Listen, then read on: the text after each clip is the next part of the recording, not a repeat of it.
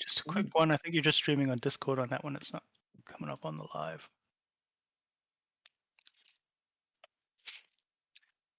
Well, that's all good. Delay? Oh, it could just be stream delay. Yeah.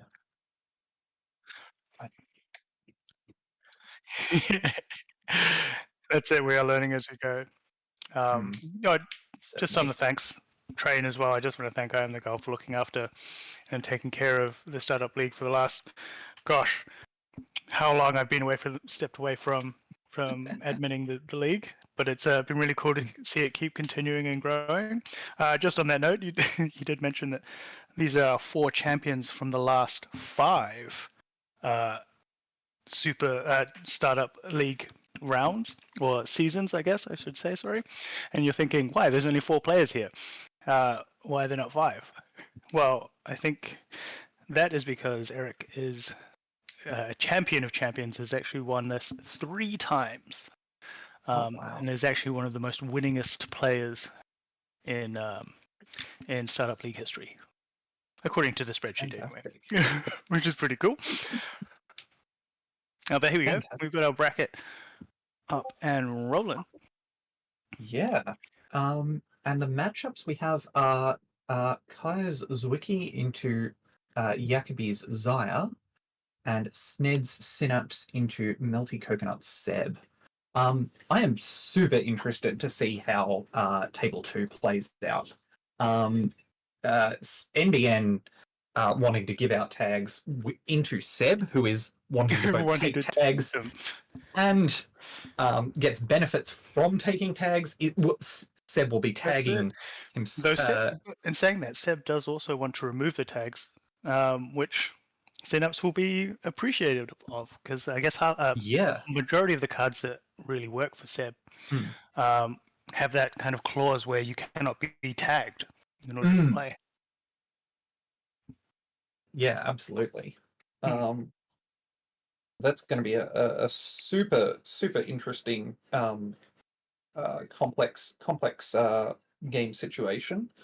And table 1 as well is going to be fascinating as well. 2 very strong IDs in Zwicky Group and Zahya. Maybe less of the sort of weird shared incentives with tags, but certainly, Zahya making lots and lots of money. Zwicky Group, I haven't seen the list yet. Also making lots and lots of money. Also making lots and lots of money. Plus card draw. There's a good chance Measured Response will be in the list, which is a card to be aware of. And the money situation will make that an interesting game for sure. Yeah, so we're just running up the players now. So hopefully they'll start getting into some games. I'm thinking, what do you reckon we want to check out the Synapse Sebastião game Certainly, on stream? Yeah.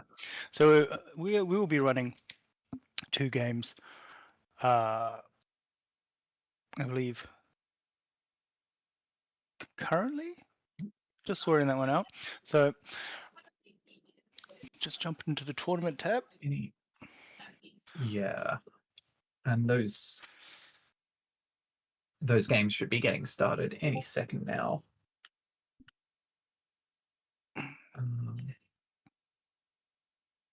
What IDs have you been playing out of startup so far? It's going to be sounding very silly, but I've been trying to play Dewey. I'm playing a bit of solitaire. I had a silly idea where I just wanted to see how many times I could flip the ID in one turn. So I've kind of been, I don't know. Trickshot's still legal in Trickshot's still legal in startup. So the dream is to flip twice in a click. Twice in a click. Yeah. Oh wow. Yeah. I haven't succeeded. Mainly because RNG hasn't been on my side, unfortunately. I assume you're using Madani to get the install down? I was using Madani for a bit.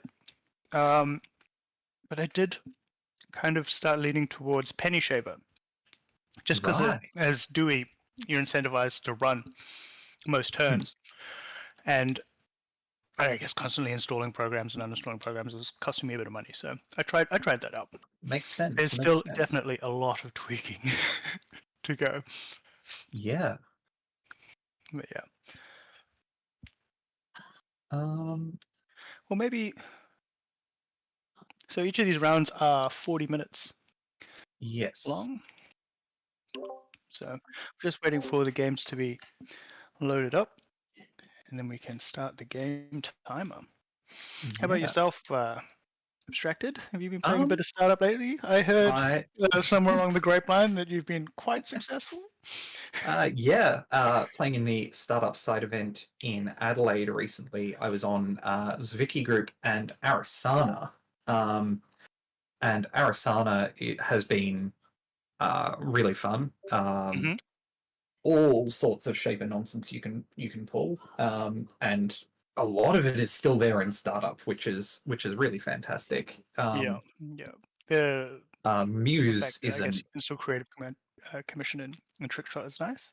Yeah, those two cards make it in some respects feel pretty powerful. Like comparable in power in terms of there's a fair few cards you're losing in standard, but creative commission and trick shot are absolutely powerhouses in the deck, and yeah, it's led to some really good results. I have also been playing Zwicky Group.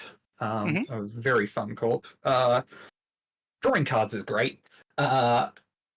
In my card games, I want to draw as many cards as I can. And I mean, drawing cards is giving you options, isn't it? It's exactly. It's a classic. If you have options, then there you go. You're away. Yeah, for sure. Yeah. Looks like we should be able to get going in probably a minute or two, which will be very exciting. And then we'll get. We're just sorting out a few technical things right now. That's it. Thanks everyone for bearing with us. Yeah, this is our first time alive on YouTube. We used to do this in my first two iterations. We just stream it all on Discord. It was a bit, how's it going?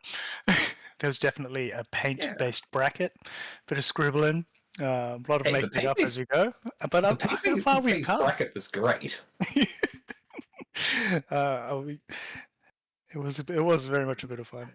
I think we have prepared a special sheets bracket this time. Oh, fantastic. I'm looking forward to seeing that. So we're going up in the world. Yeah.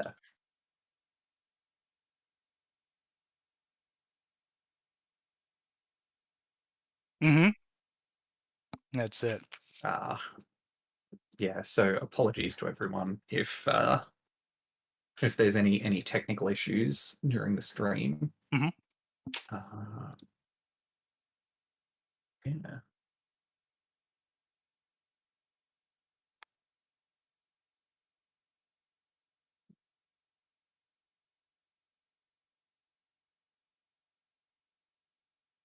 Amazing. Yeah. Another interesting fact is I found out today that we have two of our players from representing Canberra. So, as you all may or may not know, Startup League is run out of the AUNZ Netrunner Discord. We have two representatives from Canberra today. We have Eric and MeltyCoconut. And then representing Melbourne, we have Sned and Jacobi. So it's a bit of a head-to-head Melbourne v Canberra. Yeah. Nothing quite like a bit of interstate rivalry. Yeah. That was definitely the case at some of the in-person events recently, and also Sydney looking forwards, which I am incredibly excited for. Oh yeah, definitely. Me too. We've got a little sneak peek coming up a bit later in the stream too, which is pretty awesome. Tom's going to drop a little Yeah. teaser for some participation alts made by one of our Kiwi compatriots, Lish. Yeah. So that's pretty cool. Yeah, which is going to be fantastic. I am eagerly awaiting getting to see those. Yeah. So he's in the chat saying tech support here. Have you tried turning it off and on? We're working on that. Yeah. What was the first thing we've done? Okay, hold on. Cancel the stream. Reset it. Yep.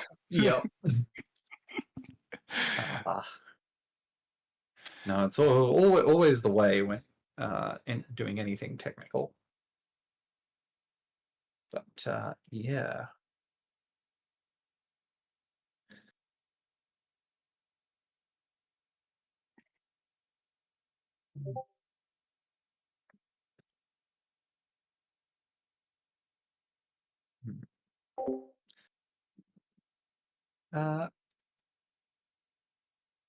Yeah, Sydney's going to be a fun little There event. we First time go. we've got in-person continentals happening, which is super. Sorry, what are the kids saying these days? Hoop. Hoop. Hoop? Is it hoop or hoop? Hoop? Not entirely sure. I'd be pronouncing it hoope. Hoope. Which is going to be fantastic. Yeah, and it looks like we will in just a second be going into mulligans here. Ooh, yeah. Which will be very, very exciting. Looking forward to. No, I have definitely been enjoying a bit of Synapse. It's not the most. I don't know. People haven't been so excited about playing Synapse, at least what I've seen in standard. But hopefully, there's a bit more balance, or just maybe like less runner power, so you get to see a lot more variety of corps going on here in startup. Right. Woohoo! Fantastic. Yeah. So we've got on stream today representing Canberra, MeltyCoconut on Sebastião, and representing Melbourne, it's Sned on Synapse. Yeah, which will be fantastic. Key things to be thinking about turn one. Seb is likely going to want to get set up with amanuensis, is a very, very strong draw engine to get set up with. Probably also some quick money would be fantastic. On the Synapse start. Oh, and looks like we're starting things off. On the Synapse side, some early money would be nice. You know, you never complain about having hedge fund, but also public access plaza. Public access plaza has been a great card that I found in Synapse. Yeah. Does rely on you getting to threat 2 quite quickly, just to really kind of put off the runner from trashing it, though. As mentioned earlier, you say that Seb wants to take a tag, so maybe they might be leveraging that and making public access plaza a less of a useful card for Synapse. That's a very good point. It looks like for our first 2 clicks, we've got Ice HQ and install an iced remote. Okay. Solid start. Whoa, and right out the gate with Mayfly. Straight into Sure Gamble Mayfly transfer of wealth. Absolute banger, 3 clicks. Incredible. However, there's a good chance the Synapse player here is going to be able to duck down to 0 credits. No res on the piece of ice. That is unfortunate. And getting the friend of a friend and an amanuensis down. Well, what did you say? A bit of money and amanuensis. Yeah. Looks like you've now really asked for a better start. Better turn 1 from Seb here. That's fantastic. Public access plaza in server 1. Potentially helping the economic recovery a bit. Ooh. Bigger picture. To bounce back from that transfer. To by the take looks of money, it. or are we going to add another tag? Ah, Looks like we're clearing the tag, getting a free Synapse install as well, mhm. and bouncing And back from the transfer as making well. the runner lose 5 credits. That's great. Yeah. This is very tit-tat-tat, isn't it? It's like, you take my money, I'm taking your money. Yeah. You're seeing MeltyCoconut finding that a bit funny too. Massive swings and roundabouts on turn Yeah. 1. All right, another piece of ice here on HQ. Yeah. Wheels. One of my favorite Wheels cards. coming down. Excellent card. Mm.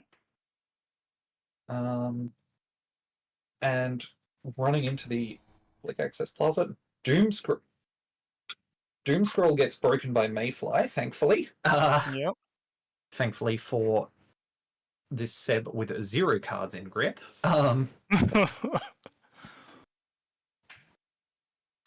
But, and then the Public Access Plaza presumably being trashed. Again, before threat, before threat 2, the tag text is not going to apply.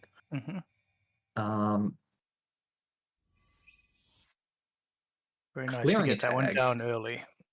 Yeah. MeltyCoconut drawing 2 cards, but allowing Synapse to install potentially behind the Doom Scroll again. But we will see. No, just going to be a Lamplighter protecting a new server. Lamplighter, I think, is quite a nice little sentry to protect your assets. There's no chance of it trashing itself if you never put agendas behind it, which is nice. Exactly. Yeah. The downside to that is, though, that the runner can always just pay 3 credits to get past it. Of course. 3 credits is a fair few.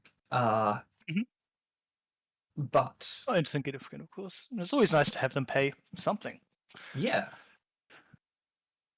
MeltyCoconut spending the turn drawing up and running server 2. While there is 3 credits to get past the Lamplighter. Yep, Lamplighter gets rezzed. This is the downside I find with Synapse, is the reveal and install. It's a bit tricky. You know, you want to use it to build up the ice on a server because it's ignoring all costs. But if they know all the ice that's there, then that's half of the I guess the fun. No, I don't know. It's exactly. You lose that hidden information, which is always, you want to catch the runner up. You do. Absolutely. Oh. Lamplighter ending the run, giving a Seb install and 2 tags. And running R&D, it looks like, for a single.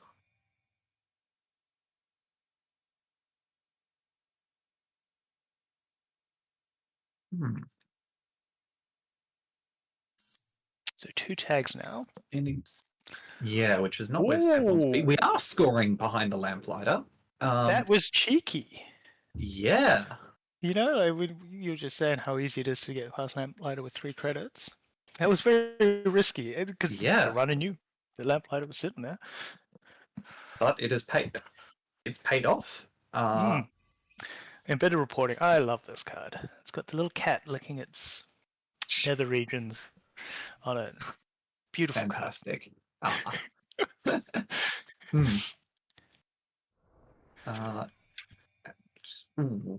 Second public access plaza gone.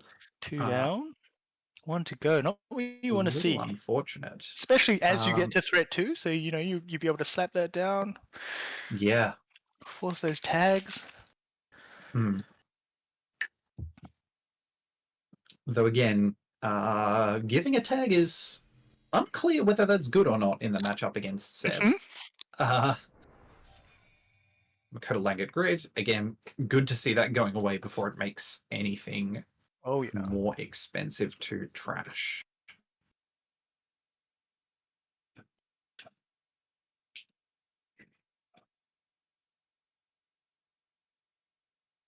And not ending tag this turn, so no amanuensis value. Both sides looking a bit low on econ at the moment. Hmm. There is that fermenter sitting on the table, which is a nice little Yeah. Easter Being egg. able to click for 8. Nest egg. Yeah, being able to click for 8 credits at the start of your turn is a very, very strong recovery. 2 installs and a draw from the Corp. Server 3 being checked with the wheels, essentially free. And spinning back 2 cards. Both public access plazas. Both public access plazas. That's what I would have guessed. Makes sense when you're on threat 2 already. Again, the Corp being in a slight money deficit. There it is. And 8 then credits. Running through the doom scroll to check server 1. It's painful, but you're getting through. Well, and that tag. You want to take the tag. 1 net damage is acceptable. Eye for an eye. When HQ's double iced, Eye for an eye is going to be hard to land, and an auto campaign trashed out of server 1. Auto campaign is an interesting ad for this deck. Yeah, absolutely. Very powerful card if you can have it sit there for 3 turns. 3 turns, yeah. But face up, the runner is going to be able to has time to react to that and likely trash it. Oof. Another ad hill getting picked off the top of R&D there. Yeah, that's unfortunate to see. Looks like Sned has decided to slot all of the nice econ assets into his deck, yeah.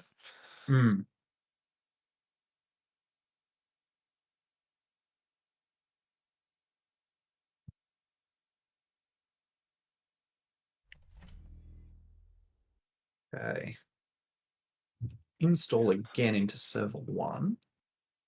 And Largo trashing a privileged access. That's unfortunate. I was about to say, there's a few nice programs sitting in archives. You'd be wanting to get up to threat 3 and try and get some privileged access. Reinstall some more Mayflies. Get those fermented Absolutely. back. Absolutely. Privileged access. Arguably the most powerful card or certainly one of the most powerful cards in Seb's toolkit. Seb, for sure. You get some crazy installs with that. 3 cards? Amazing. Such value. Yeah. Ooh, and another bigger picture here to take the runner down to 0 credits. Oof. While bringing the Corp up to 13. These are some brutal bigger pictures. Yeah. I did have a game with Sned the other day, and he bigger pictured me to give me an extra tag and double end of the line to me. So he's loving this card by the look of it. Wow. Yeah. Yeah. It's a good question of how much influence we've seen, though. 2 anthill excavation contracts at 2 influence each, plus an auto campaign for 3 more influence. That's 7 of Synapse 15 influence spoken for. Curious to see what the remainder is. Quite possibly more economy assets. Again, end of the line not being an option here. But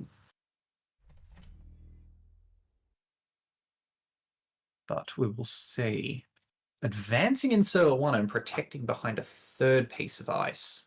Well, it certainly has the credits to raise a few bits of ice to hinder Sebastian. Yes, certainly. Though potentially another Mayfly from Seb's hand could be enough to challenge this remote server. Got a fermented cooking away there. Very nice. Yeah, a lot of money very quickly. That's it. Looks like they're thinking about it. You think that could be 1 advance? You reckon you're going for an embedded with a token? It could be an embedded with a token. I personally am thinking 4-2 agenda there. given we had the opportunity to score the agenda last turn, not to. In fact, it looks like that card's been in the server for a few turns now. But that is an Araceris crew coming down on the side of the runner. Oh, watch out. Very strong card.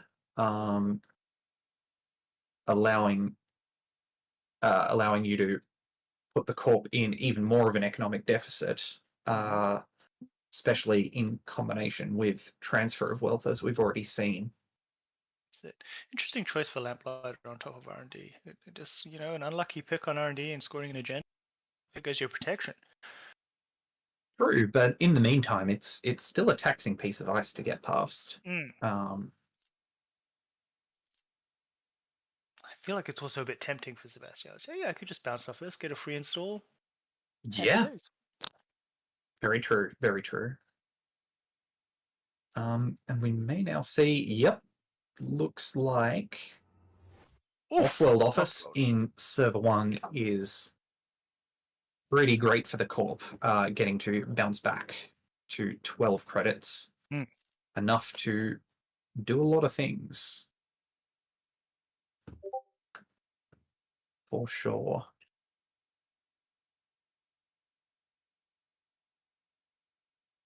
And with the Corp up 4 points to none, this is looking pretty good. Though the runner has been able to set up 4 quite points substantially. Now. We have threat for Praxis. Yeah. So if there's a couple more of those sitting in the deck, there's some very nice programs to be brought back from the heap. Absolutely. Not to mention potentially Araceris crew and Audrey. Good to have an Audrey and the Gourmand to kind of kickstart that engine. Absolutely.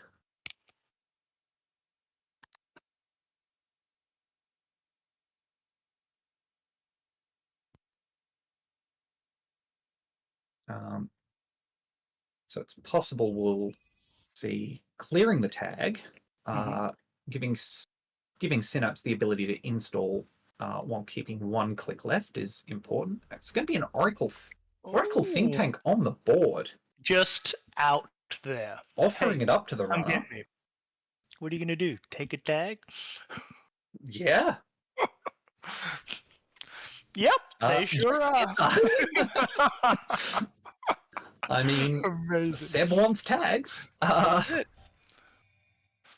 Wow. Though we may see that shuffled back into, could potentially see that just shuffled back into R&D if the Corp chooses. One of those agendas that you want to lose, right?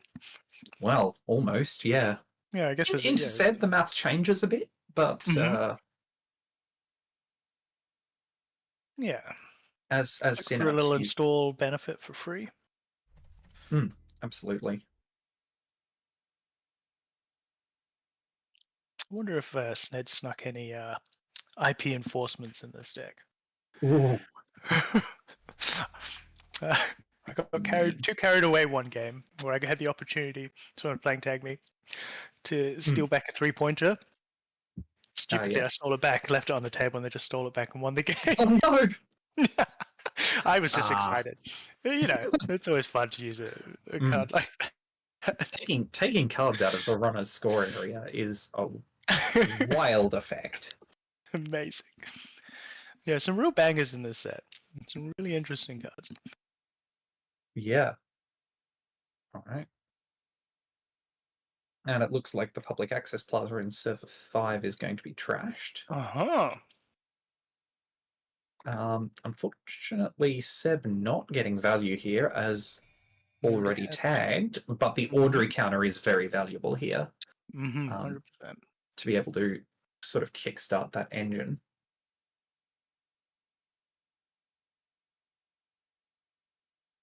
Gonna need a few to get into Server 1 though. Well, 2 Araceris crew also gives you the ability to... That is a good point. Make it into likely past one piece of ice. There's a good chance order gets you past the other, and transfer of wealth coming down. In effect, asking the Corp to spend some more of their hard-earned credits on. How dare you make the corporation spend their hard-earned corporate on ice. And there goes one crew. King getting trashed with Araceris crew. Some heckin' tags though going on here. And Fly Swatter cleaning the Audrey tag. That Araceris is crew's rough. Can still hit? It's rough, but Araceris crew lets us into HQ still, allowing the transfer to land and giving us giving the runner the option to take another Audrey counter. Well, not with an agenda steal, but there it is. Hold on. Enforcement. There it is. Bad time to be on 5 tags, I think. Well, as the runner, you're very glad to have gotten rid of that now. Now this is tough for Seb. Locking out some of their core cards with 5 tags. Yes, but at the same time, it is going to be tough for the Corp with only 2 credits and no ice protecting HQ. It's going to be potentially quite tough to get an agenda into the remote. Now, the thing with Synapse though is you can click to remove a tag to gain 2 credits. True. No, it's an ability I've never used, mainly because I keep forgetting. But when a runner goes tag me, it's a very nice option to just get a bit of extra, I guess, liquid funds. A little bit of money. And it looks like all transfer of wealths have been used now. Yes. So there is a bit of safety even leaving the SHQ open. Absolutely. Oh, watchless on R&D. It's going to allow us to get past the Lamplighter cheaply. And I believe that's the 3rd Gourmand. The 3rd Gourmand coming down for even more control of centrals. Yes. How do you feel about the new imp? Our little Gourmand friend. It's certainly a powerful card. I really like the draw. You get the trash and a draw, which is really... The draw's a big deal. The fact that it doesn't lose to any sort of purge is also pretty significant. Especially with Fly Swatter being a common card in many Corp decks. There you go, Sned just clicked to gain 1 credit. We could have got 2! I suppose taking the runner from 4 tags down to 3 is 2 and a free install, I should say. 2 and a free install. Taking the runner down to 3 tags does seem substantial. That's enough that the runner could start to consider clearing tags. This is true. Ooh, an IP enforcement being accessed from HQ. Another card that, as the corporation, you would love to keep a handle on, as it would let you fast advance that embedded reporting out of the runner's score area. With, I believe, 5 credits. But it won't do any harm to the runner being trashed. Scrounge. Scrounge has been a card that I've quite enjoyed playing recently. Ooh.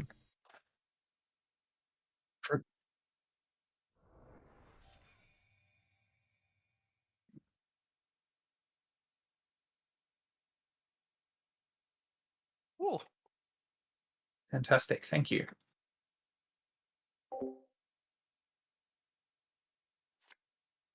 And a hedge fund trash from HQ with the Gourmand.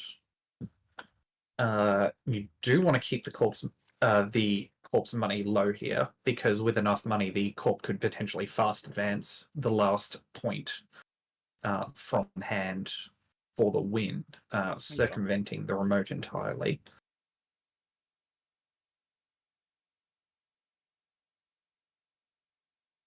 Just needs a cheeky little Oracle think tank. Certainly. I believe we've still only seen that 7 influence spent, which could mean as many as 2 copies of Nano Management would, with enough credits, win the game for the Corp. Also, potentially the card Sudden Commandment. Yep. Or Greasing the Palm while the with runner is sitting on a tagged. 4 virus counter Audrey. Hmm. That is a big Audrey. Yeah. Server 1 is absolutely able to be broken into on this board state. Not much credits to get resing either. Hey, there could be another fly swatter sitting on. It's a good point. Terrifying. That is a very good point. And with, I believe, 1 Gourmand at the bottom of the stack and 2 in the heap, that could make it difficult for the runner to be able to restart the Audrey. Though with accesses into both HQ and R&D for functionally free, that potentially isn't a concern. And the runner clearing tags. This does turn off some of Synapse's fast advance options. Also enables a privileged access that might be in the runner's hand, allowing for Araceris crews, likely Araceris crews and Gormons to be recurred. Always a favorite. Yeah. Privilege access. Hmm. I've just noticed that Spatio has absolutely ripped through their deck. 8 cards left in stack. 8 cards. Wow. So they're going to want those recursion tools. Likely. It's also possible with 12 influence seen in 3 transfers of wealth. We could also see a Ashen Epilogue to reset the deck. Absolutely. And set up to close out the game.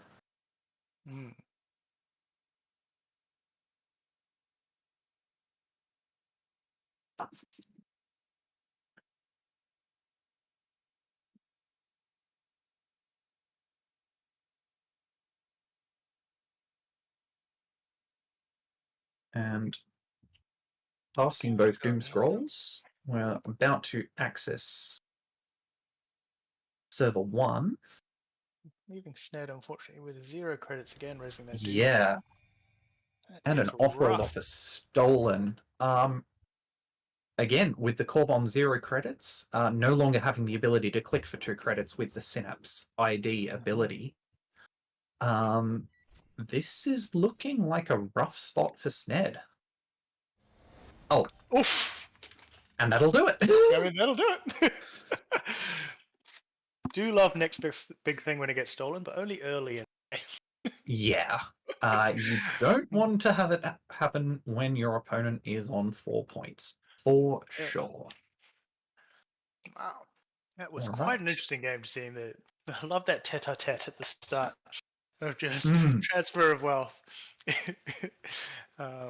Straight into stealing some money back. It was very, very funny.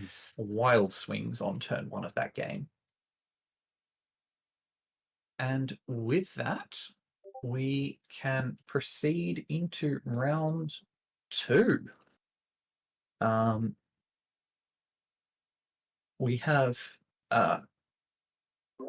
if we can see the bracket and the next games to show up.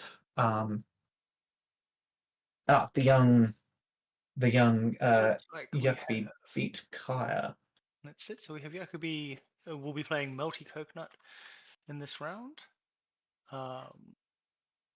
Sorry, Jacobi will be playing Kaya in this round. No, MeltyCoconut. There we go.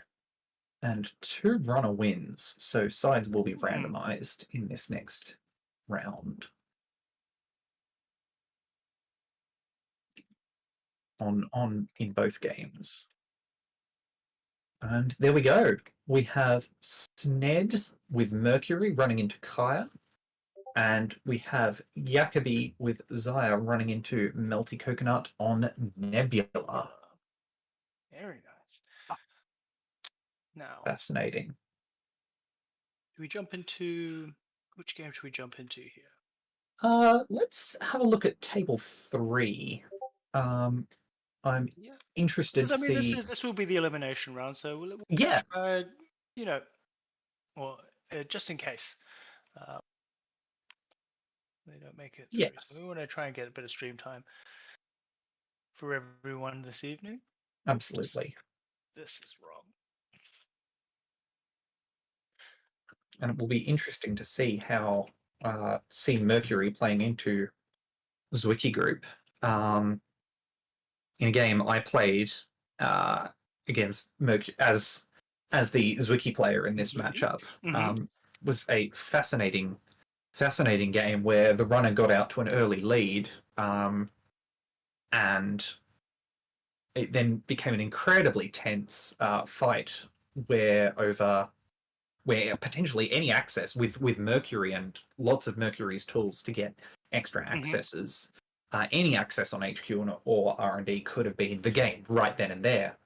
But any successful run without winning the game would have resulted in the multiple measured responses in hand giving a flat line. Measured response is such a great tool. And you pair it with Basalt Spire, I find, because it's like you just need one in hand and a Basalt Spire that scores. You get to threat 4, and you can pretty much double measured as long as the runner's not prepared for it, or if they push too hard. Yeah, as long as you have the access to the 10 credits you need for that. That is correct.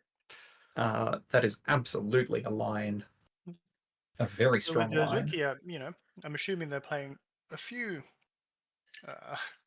operations that give them lots of credits, just to really hit that Zwicky ID ability.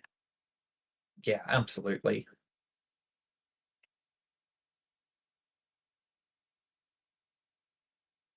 Were you playing Plutus at all in your Zwicky deck? That's a very interesting card. Plutus absolutely leads to some fascinating lines. I was not on Plutus personally. Instead being on more of a never advance plan. But yeah. That skull with just the gold coins dripping out. Very absolutely. Adam S. Doyle has some of the best art pieces in Netrunner. Is it Idiosyncresis as well? Is that Adam? Oh, I can't say off the top of my head. That's another really cool piece of art. Yeah, it is Adam S. Doyle. Yep, table 3. Table 3.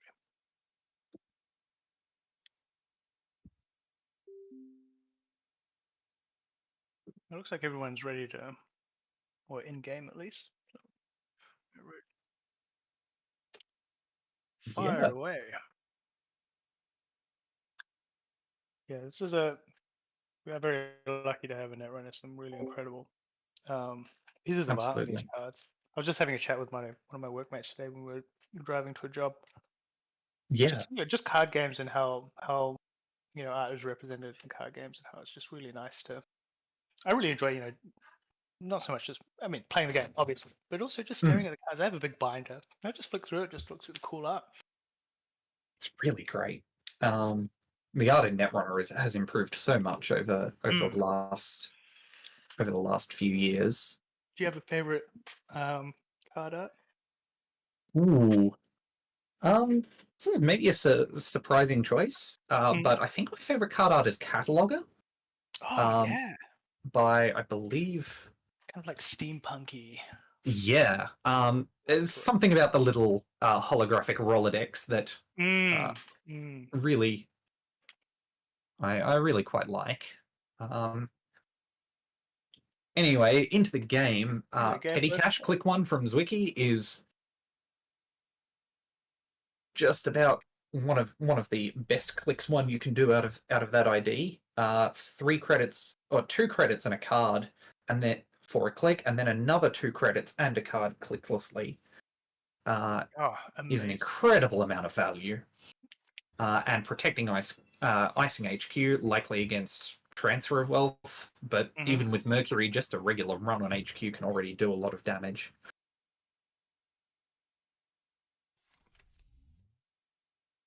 Ooh, but Pretty Mary coming down for a 3-card dig on R&D turn 1.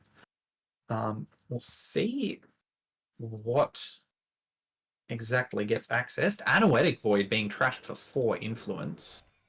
You are sad to see go. But no agenda's stolen is a bit of a relief.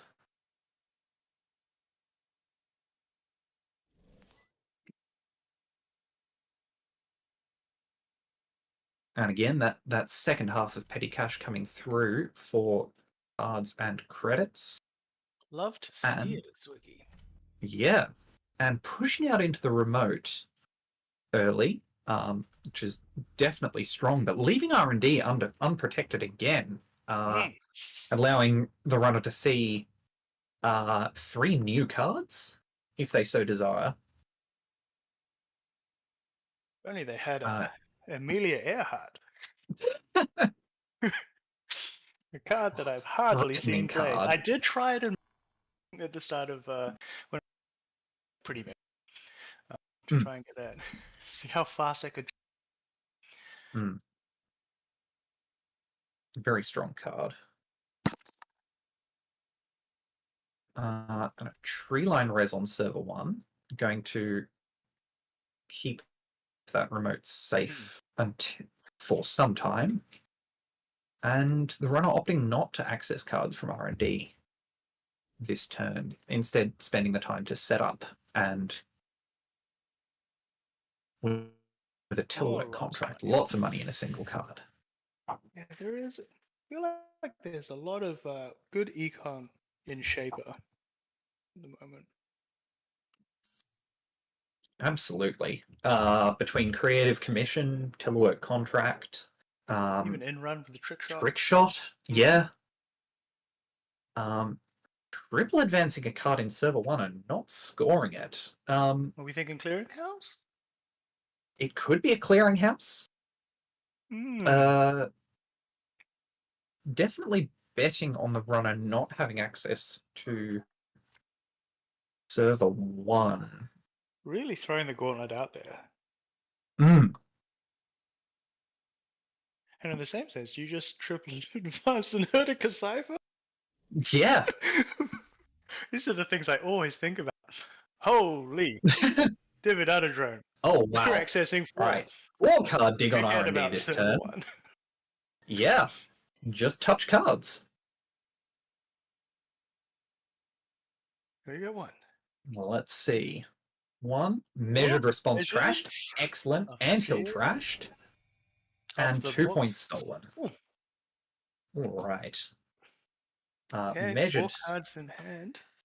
4 cards in hand. No real kill threats at the moment due to still being on threat 2. And only 3 advancements on the quote-unquote. See. Oh, it's an offload. There we Never go. mind. Offload office.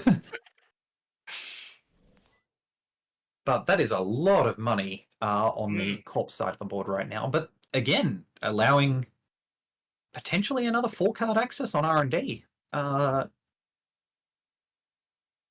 With the 2 that he trashed last turn, he's seeing a lot more that he's seeing there was a fresh 4. A fresh 4, yeah. Again, if 2 trash, 1 that's stolen, what the runner wants. And 1 drawn with a mandatory, I guess. Yeah. Yeah. Hey, laser pointer. Laser pointer. That is wild.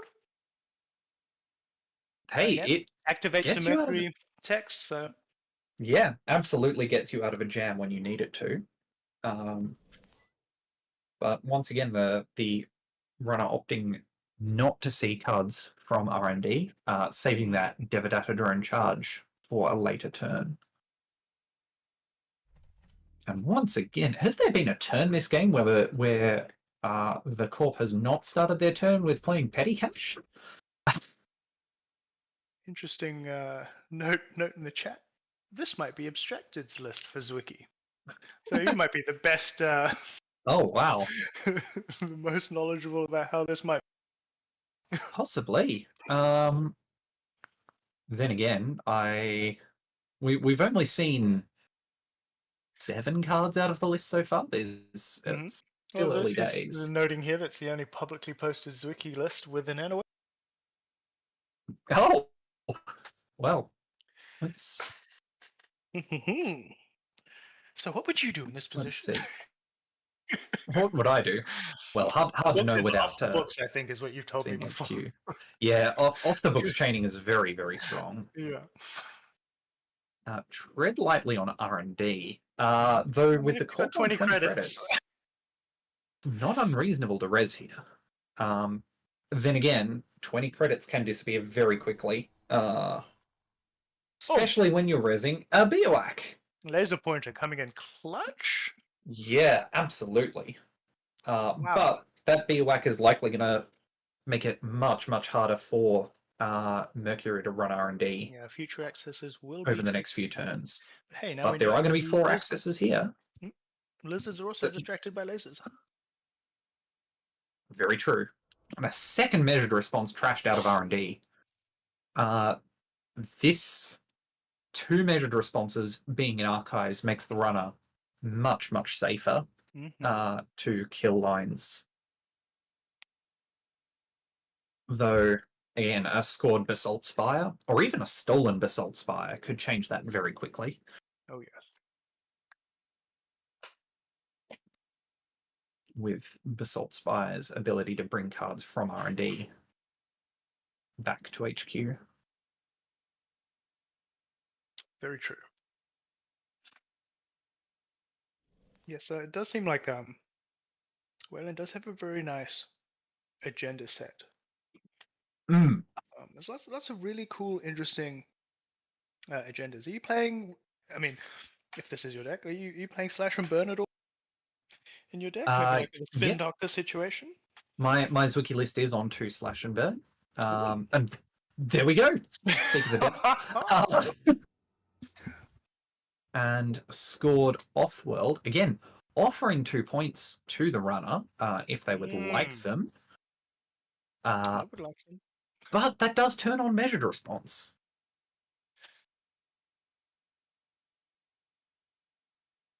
Though, with 2 measured response in heap, in archives, I don't think there's much to be scared of. It wouldn't be worth doing a tempo measured response to put because then you have 3 in the bin and it just makes it a bit harder for a kill line. Yeah. Very true.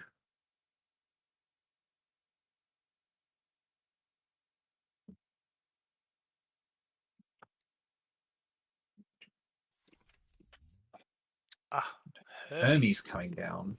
Oh, amazing. What a great for the archives run. Potentially opening up HQ or bouncing the upgrade out of server 1, both both strong lines. Opening up HQ. Probably a good time to go in and sweep. Have a little look in there. Check. Yeah, absolutely. Apologies, only on R&D, isn't it? Pivot and a hedge fund. Well, Pivot is a virtual measured response, if there is one in R&D.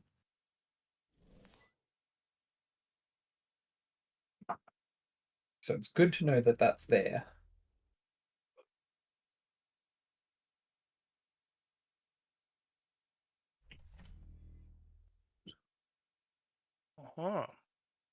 And Corp installing in and protecting server 1. Ooh. Transfer of wealth. Very good to wealth time.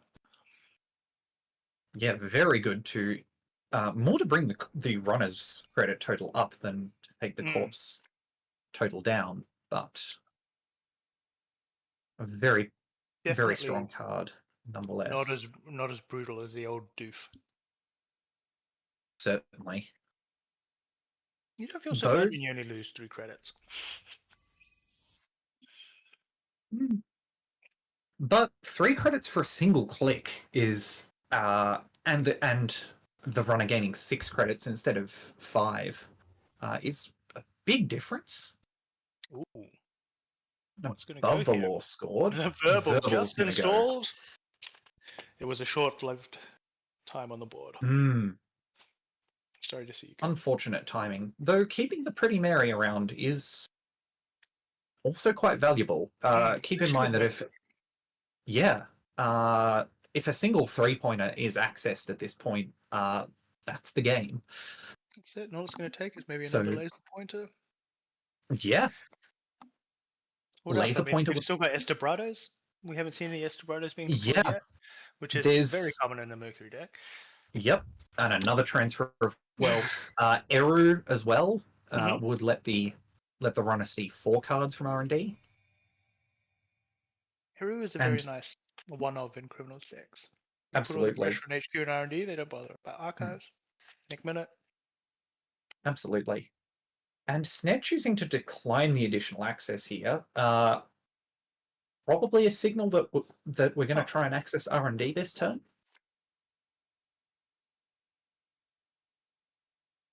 It's going to happen.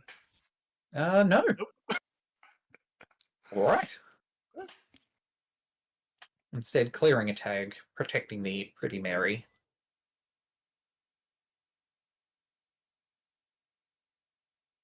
Sub for some money in a draw.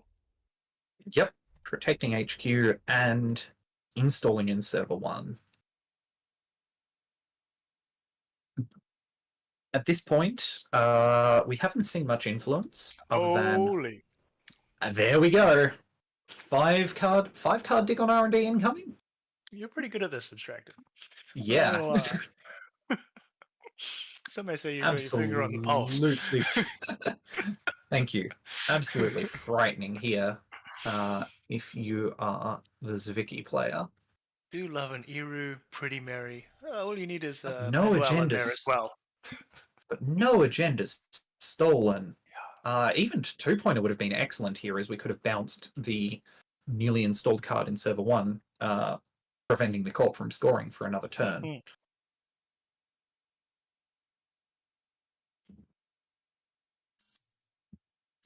But with Eru on the table, if there's nothing getting put on archives, that's just going to happen again. Yeah. Unfortunately, you've seen a lot of the cards already on the top. Only taking away the 1? Is it? Oh no, KPI. Yeah. So as the runner here, I see a few potential lines. Firstly, running HQ and seeing 2 cards is going to be good here. An Eru run with the Devadatta drone counter would see 2 new cards from R&D. Again, when a single 3-pointer would win you the game, 2 is a lot of cards to be accessing. Yeah. But instead, drawing and taking money, never a bad I guess you can time. You can pause and wait to here. see if a threat gets installed in server 1. Rush. Are there any Absolutely. what options do we have for just advancing straight? In terms of fast advance, another slash and burn agriculture would be the main way to do that. Potentially the card in server 1, the upgrade could be something like a Hollow Man. That would also allow for 2 points to be fast advanced.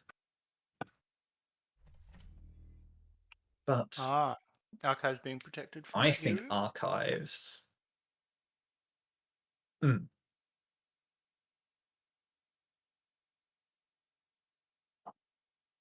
Though, again, something like Malandragem would get you past that and accessing 4 new cards from R&D. Oh yeah. And with R&D only having 16 cards left in it, it's looking potentially Absolutely.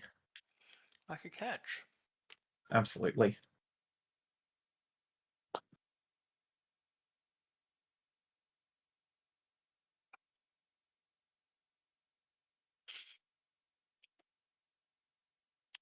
Another card installed in server 1. Do you reckon Eric might be trying just to push one out? Quite possibly. Though it could I guess also if you have be... a two-pointer in hand, you know, should Sned It's steal probably it. It's not safer the in end the of the remote. game. Hmm. Mag Electric coming in. This likely de-reses the Bioac, but the Corp can just res it again. Mm-hmm. They have Um, credits, cards in hand. that they do. Sorry, not cards in hand. I'm thinking of resing a Plutus. Hmm. Though, a res on the Bioac here would force the Corp to either forfeit agenda points or spend all but one of their credits, which is likely enough to prevent the agenda in server, a potential agenda in server 1 from being scored. Installed. Yeah. Very true. Hmm. Very interesting fork. But just a spin doctor. Definitely what you want to see here as the runner. Though the Corp with 8 cards. Yeah. And shuffling back 2 measured responses. And hit. Oh. Pivot for measured response. If there is another measured response in hand. There it is. Not if, but when. Yikes. Good game. Good game. That was quite the clawback. Absolutely. We had some real crackers this evening. We've only had two rounds. Very exciting. Yeah. So what do you reckon? Do you reckon that was your deck? Maybe played a bit Look, differently. I haven't seen any cards that disprove that it was my deck. We won't know for sure. Cards. Yep, and an Anoetic. Yeah. But yeah, very, very well played to both players there. Great game, great game. Fantastic. Let's do that. They're still running.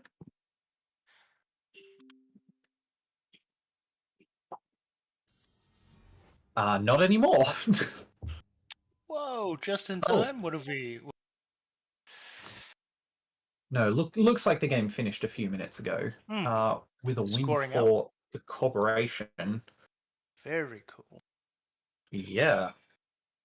Very, very cool. So it looks like, fortunately, Sned, double eliminated, has been knocked out from the tournament at this stage.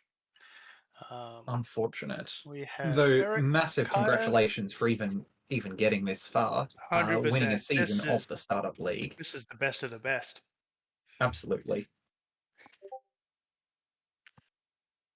Yeah, we have Eric continuing on in the lower bracket. And it looks like Jacobi will be dropping into the lower bracket. Now, Melty does get a bit of a bye this round. While we've... Oh, apologies.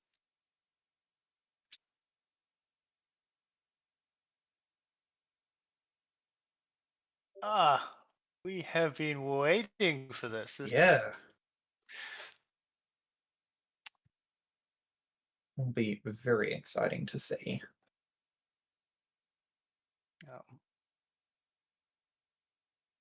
So Tom being the TO who's organizing our fantastic first in-person continental. I'm very excited for this. Lots and lots of hype in the Continentals Discord. Sorry, Herp. Herp.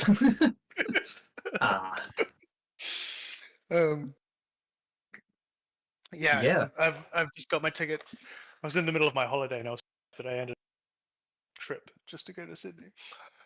Yeah, I'm catching the train down in a couple of weeks' time, and I'm very excited for it. Oh, that's cool. How long's the train journey? Yeah, I think it's the best part of a day from Melbourne. Heck. Oh, Tom, hello.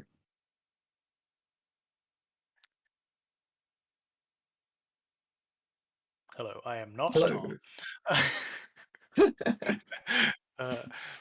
Just jumped in on the. Yeah, so that'd be nice. Are you taking it yourself, or have you got yourself a little table and another net? Ooh. Practice rounds the whole time? Or are you going to sit there with your binders, endlessly tweaking decks? Getting some rounds in between games is absolutely what I did on the last train I took to a Netrunner event.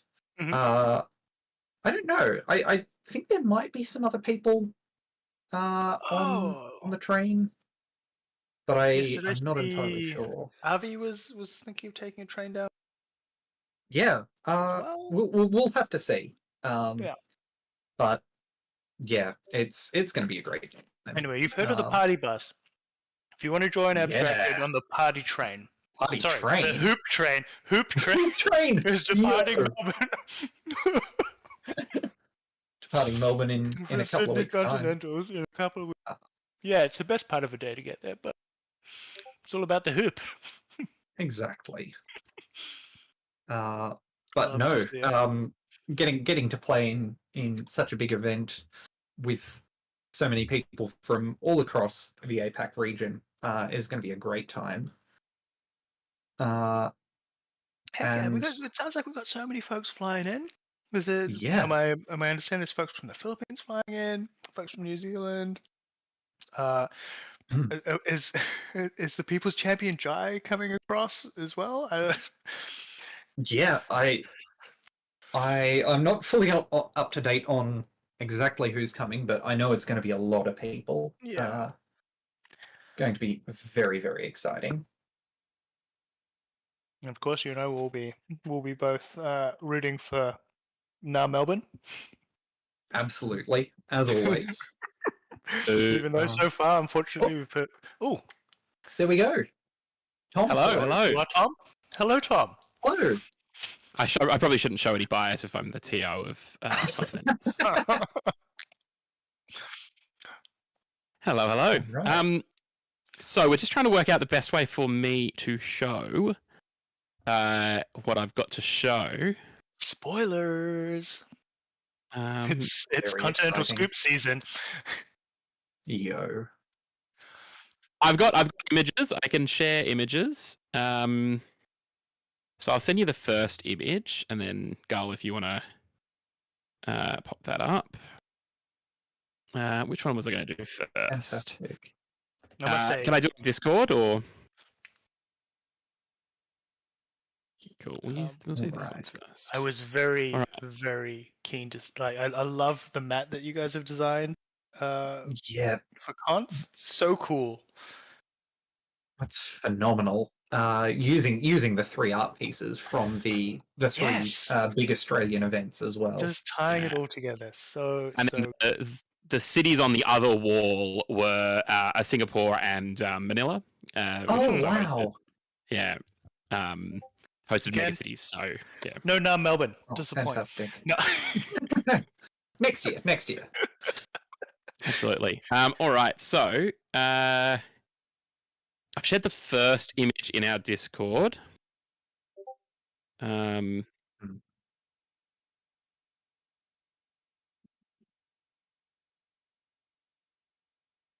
Yep. Oh wow. So this is one of a few different arts, and I think when it comes on stream, you guys will see why. So Lish has outdone herself. This is a matryoshka. That's Mags and Baz. And I think one of the coolest parts of this is it's not just the matryoshka, just like Lish did with the alt arts that she did for mega cities. Not for megas, for districts. We've got some IDs as well. So I've just shared another image. Gull, if you can show that. Oh, excellent.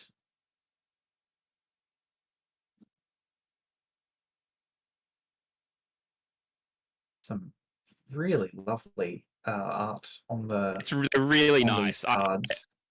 Yeah. Yeah. Lish came to me and was like, "Do you have any ideas? Like, I want to do something for APAC." I've had this idea kicking around my head for a long time. I'm not artistically talented enough to do it. You know, my style is very much like basic graphic design is my passion.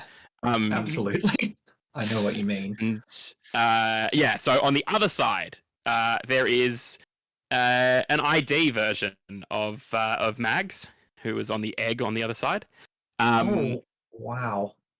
And what is amazing is this is one card. So this is one card on both sides out of a playset of 6, each card featuring a different runner combo on the front and a different ID on the back.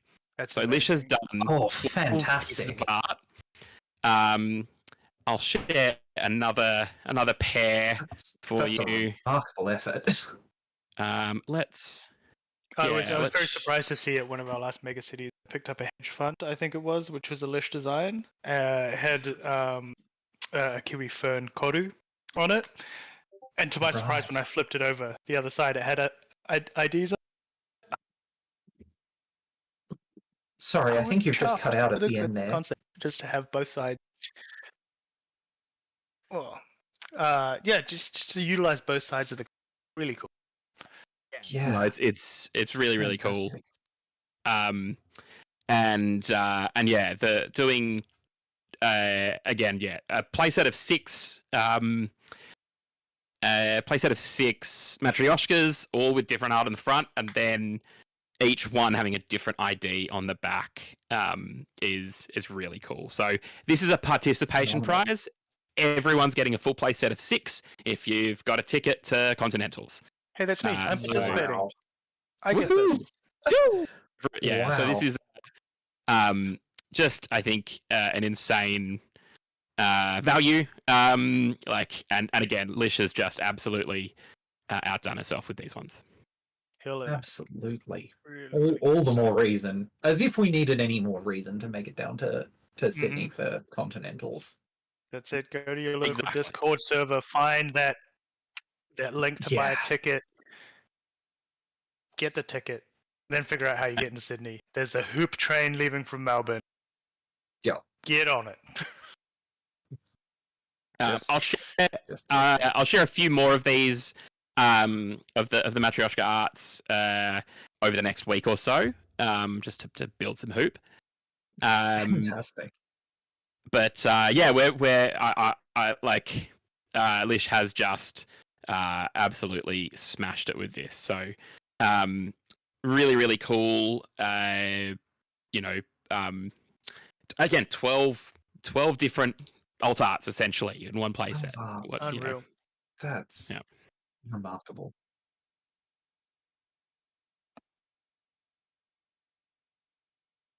Yeah, of course.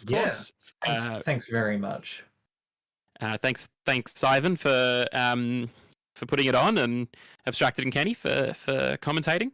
Yeah, it's a lot of fun, and I'll see you all in Sydney in just a few weeks. It's crazy. It's so soon. I'm really looking forward to catching up with you and all the stuff throughout Australia and, in fact, APAC. Let's go. It's gonna be so cool. We even have a European coming. Crazy. Oh, unbelievable. What are they coming over here to try and steal our APAC? We just can't let Axu win. Like, absolutely not. It's not allowed. We simply won't let it happen. Exactly. Absolutely. Look, my money's on our job, on Ryan. Came close second at Adelaide Mega Cities. I think he can rep the home city. He can bring it home for Sydney. So yeah, that's my a lot of strong contenders. A lot of strong contenders. And I'm booking in the pubs for the socials this week as well. So I hope you've got a good wooden spoon for me to win. I think it'll be hotly contested, Kenny. It's a shame I'm not playing because. All right. Fantastic. All right. Well, thank you, everyone. I'll let you get back to the fun startup games and see everyone in Sydney. Yeah. Thanks very Tom. much. Thanks Appreciate for you. sharing the Thanks cards. thanks for organising course. everything too. Legend. Yeah. See you in Cheers. Sydney. So we're taking a pause from 2 games running at once. I think we're just going into the lower bracket now. MeltyCoconut will be getting Yeah. I guess, a bye this round. So MeltyCoconut being the last remaining champion remaining in the bracket, is going to await the winner of the next game to contest them for the final. So who will Yeah. claw their way out from the lower bracket? Will it be Kyle, Yeah. Eric, or Jacobi? Yeah. And do we have the side yet? We do have the sides. It's going to be Ooh. Eric on MuslihaT and Jacobi on Epiphany Analytica. I'm super excited to see Ooh. what Epiphany is doing in I startup. have sneakily played Jacobi's Epiphany recently. He was looking for some people to spar with lead up to this. Not that I'm a great opponent, but we had some fun No. games, and it's You're a great. pretty fun deck. Okay. I'm very excited to get to see how this starts to work out. Yeah, well, I mean, as you may remember, I was quite an Epiphany fan. I guess this was pre-elevation. I did muck around with Epiphany quite a bit in startup. Yeah. So I'm a big fan of the ID. The ID is really cool. I was messing around with it a bit in standard actually, and even the small things. Just getting to know the top 2 cards of your deck is such a nice thing to be able to do. Just let the runner into R&D without having to worry that they're going to steal an agenda or have a little is really quite scry. nice. Yeah, and But you throw in a bit of federal fundraising or balanced coverage. Yeah. You got yourself a little cooking. Absolutely off to the races. It looks like we are going straight into mulligans here. Keep from both players, which is exciting. Could result in some strong turn 1 plays.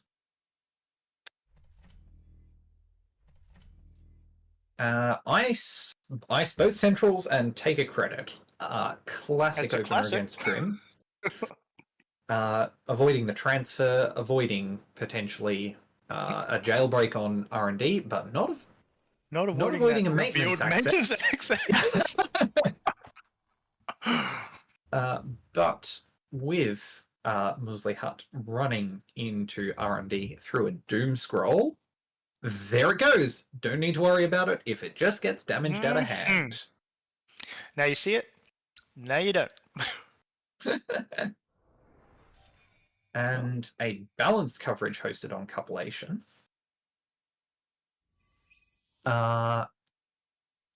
With Eric clearing the tag and taking a credit.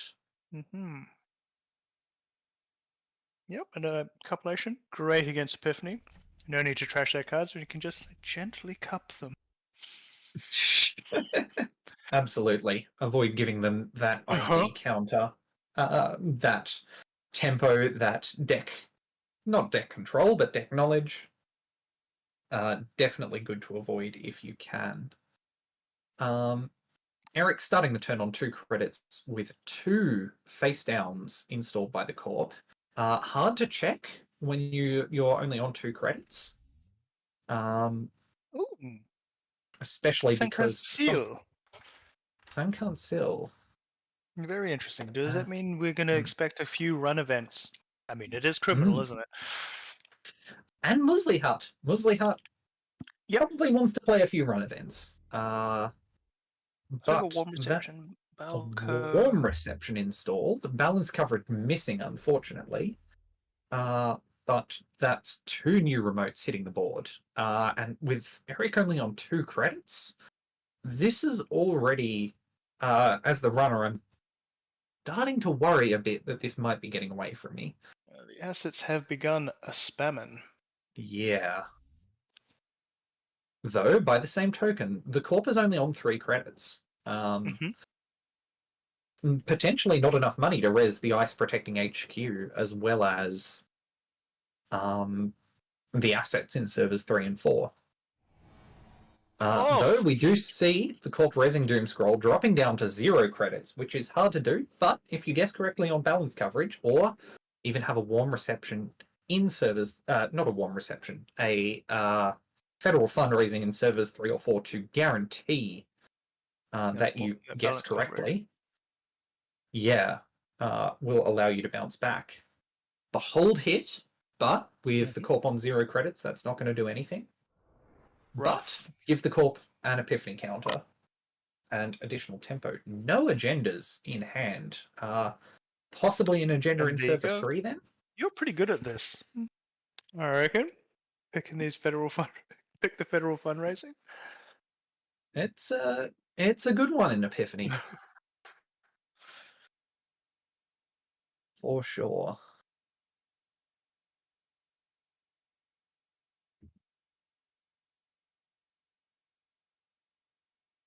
Very nice as well if you have a few of them on the table. A bit of your daily life.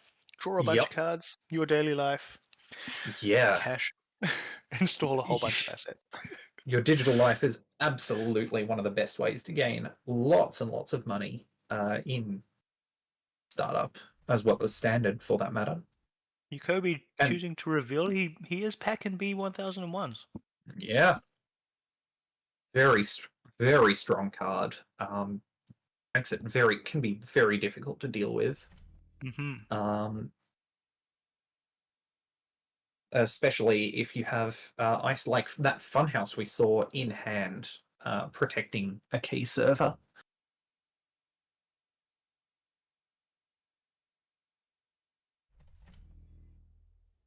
And there we go. Balance coverage protected. We have the information about the top of R&D, so even if the federal fundraising gets trashed this turn, we should be getting 2 more credits off the balanced coverage. Yeah.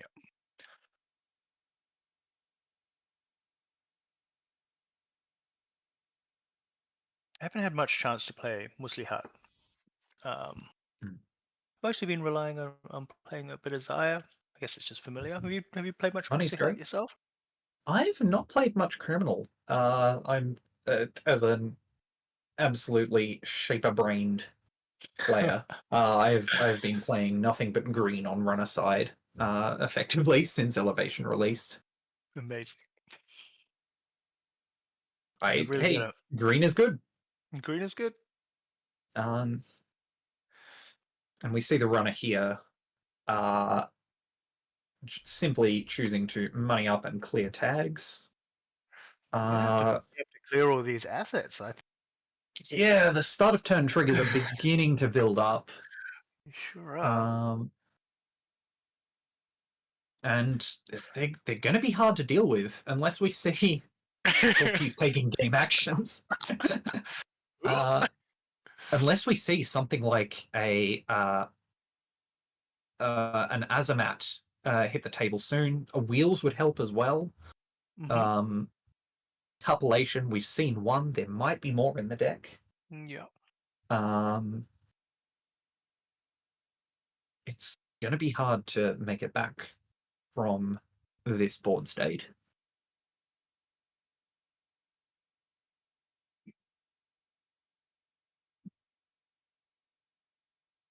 Yes, there's not much in Criminal to do with asset spam, is there? Cupulation can help. Yeah. I mean, really, since my mind goes to Mistbones, but of course Mistbones has rotated long ago. I think the main thing with Criminal is you can punish asset spam by having lots of money and running centrals, which just locking down centrals. Centrals are protected, and it doesn't look like we have tons of money at the moment. Penny Shaver, though, is definitely a way to get lots of money, especially when you have so many servers to run that are functionally free. Free until you have to pay for the trash cost. Well, it's free to run the server. Yes. Never said anything about what you have to do See afterwards. what's sitting in there. Yeah.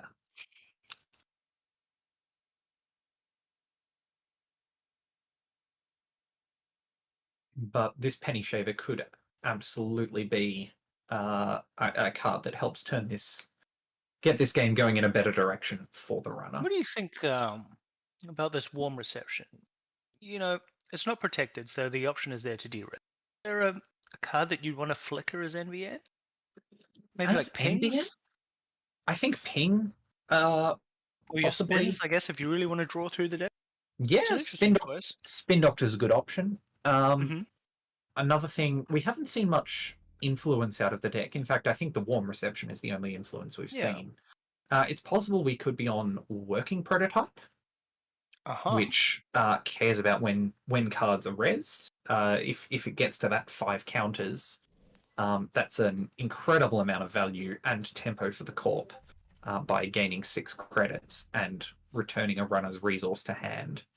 Oh, it's getting out of hand. I'm going to have to zoom out. Yeah. 2 more servers installed this turn by Jacobi. I'm very tempted. A mate of mine recently gave me beer mats that go across the bar that's very horizontal. Ooh. And I'm thinking of building an asset deck just so I can use that at Continental. Oh, fantastic. Yeah. No ice, just wide. Oh, we've got a cheeky bee in there.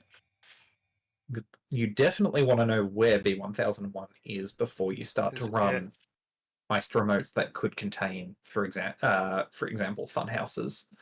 Ooh, Beholden Server 6. Giving the runner 2 tags. Hello. And no an Epiphany 2 counter. credits to clear them. And an Epiphany counter. Unfortunately, the runner... Leave it? You can leave it. The risk in doing that is it then becomes a place that a Hollow Man can hide out. That said, whether or not it's worth the Epiphany counter, hard to say. Because there are some servers on this board state that are likely as safe. Possibly not.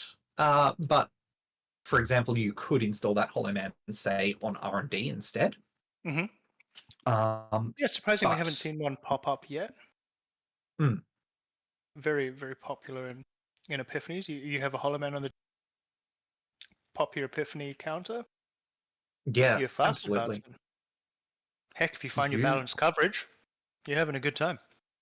Absolutely. Yeah, stoke the embers as well for even more money, even more advancement counters. And there we go, working prototype. This could, while the runner has no resources installed at this point, seeing that card there, seeing that card on the top of R&D makes it hard to install a long-term value resource like a verbal plasticity. It's an interesting choice to reveal it. You spend kind of on these balanced coverage. Does it come less as a surprise, or is it more like I've installed a thing here. It could be that working prototype I've shown. It's Stoke the Embers. Hits. Epiphany hits. Fast advancing a Stoke the Embers off the top of R&D for essentially as a 3/2 that gives you 5 credits when scored. Fast advanced as well with the Hollow Man and advancing a piece of art protecting R&D. I don't believe the Stoke the Embers requires the card to be advanceable. And I'm not sure what advanceable ice that an NBN deck is likely to be running that could be. I tell you what, getting me with advanceable ice recently. I've been playing against a bit of Wayland. Yeah. And in the past, you're like, you've advanced an ice. It's going to be a barrier or a code. Yes. You know what? Shailandria sucks. Shailandria, yeah. Caught out by that because I'm still in the old mentality where that doesn't exist. And that one does. It's been getting me every time. And once it comes to advancements, then you're like, well, I don't want to give it a third advancement because then it's even worse. Yeah. Especially if those advancement counters then start going onto a logjam or something, that can begin to get out of hand very, very quickly. Heck yeah. So now I've tried to beat that into my that's the thing that exists. Anyway, tangent aside. All right, showing the same predictive planogram to the runner twice to gain 4 credits. It's nice to have a couple of balanced coverage. Yeah, absolutely.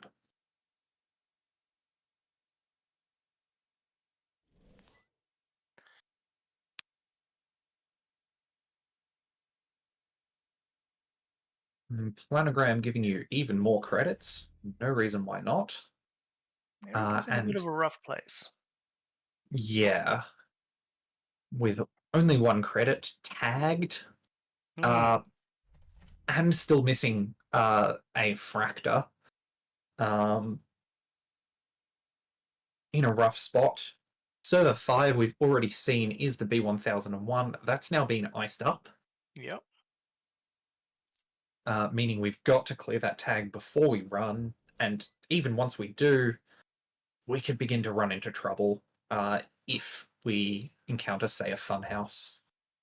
And heck, that's not to say that there aren't other B1001s hiding around the board. Very true.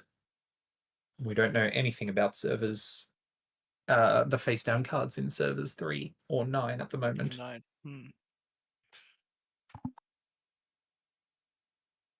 Okay, we've got the Carmen's Doom Scroll. Yeah. Creditos on Trick Shot. 4 credits is not fun with Carmen. But when those are trick shot credits, I guess it stings a bit less. Yeah. Though it would be nice to be able to spend those credits on trashing a key asset. So hopefully on the bounce to a remote server, he'll get those 2 extra credits to trash a key asset. Very true. 2 accesses from R&D. No agendas stolen. Not a huge surprise, but still not what you want to see it as the runner. Mean, I guess that's the thing with Federal. You're constantly filtering those top cards, making sure the runner isn't getting value from those accesses. And running server 3, the Funhouse. We know that there's a B1001 on the board. And we're taking the tag. Forcing the B1001 to be rezzed, most likely. I mean, heck, if you're going to take a tag, it's always nice to know that they'll remove it for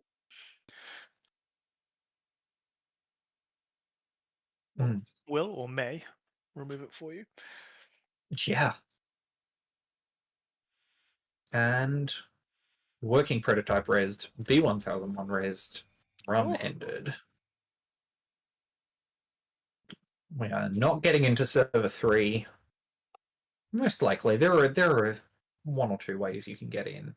We're most likely not getting into server 3 until that B1001 in server 5 is dealt with.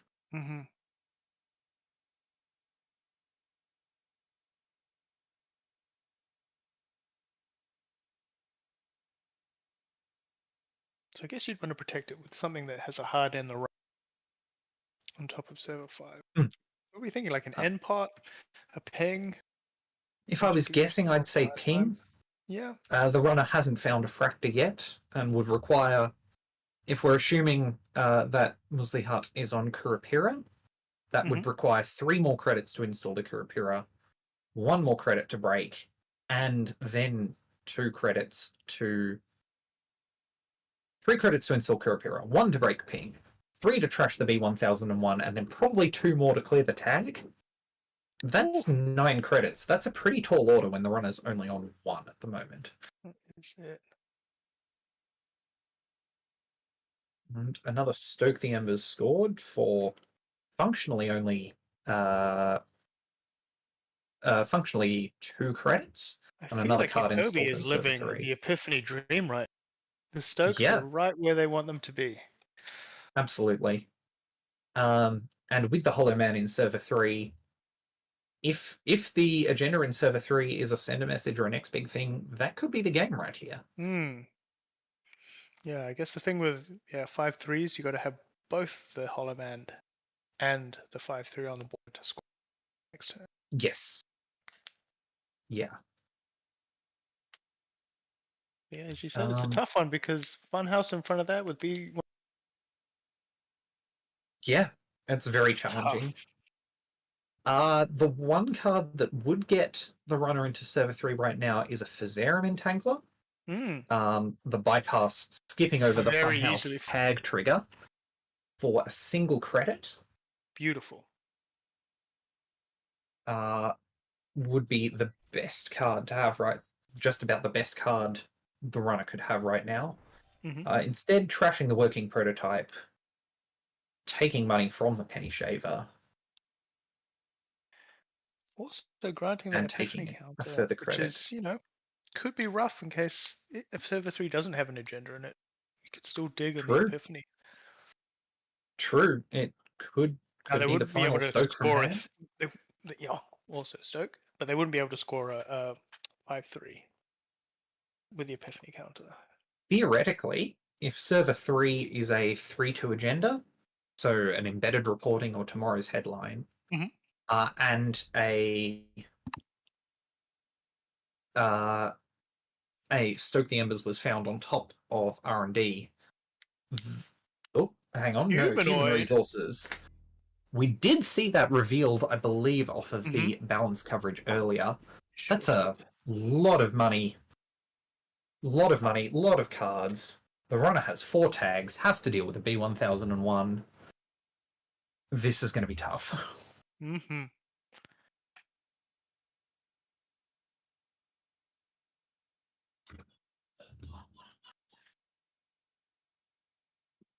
Humanoid resources, very good in an asset span deck. Just slap down those installs. Absolutely. As long as you have the tread lightly. Gonna make him pay. Or quite possibly, no, young Jacobi's thinking. It's entirely possible that servers 10 or 11 could be a second B1001 as well. Just to lock up the agenda in server 3 in the case of exactly this happening. I mean, I guess Jacobi does have to consider not rezzing, because to use a Hollow Man, Hollow-Mans are expensive to run a Hollow Man. That said, with 2 balance coverage on the board, you are effectively starting your turn at 6 credits here. That's a good point. Which would be enough to score a 5/3 from server 3.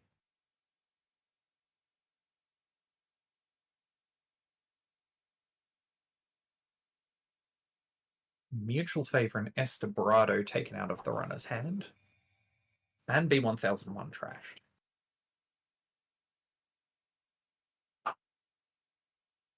Also, with those Epiphany counters, if the federal fundraising finds a Stoke the Embers on top of R&D, that could be used potentially as a credit positive advancement counter.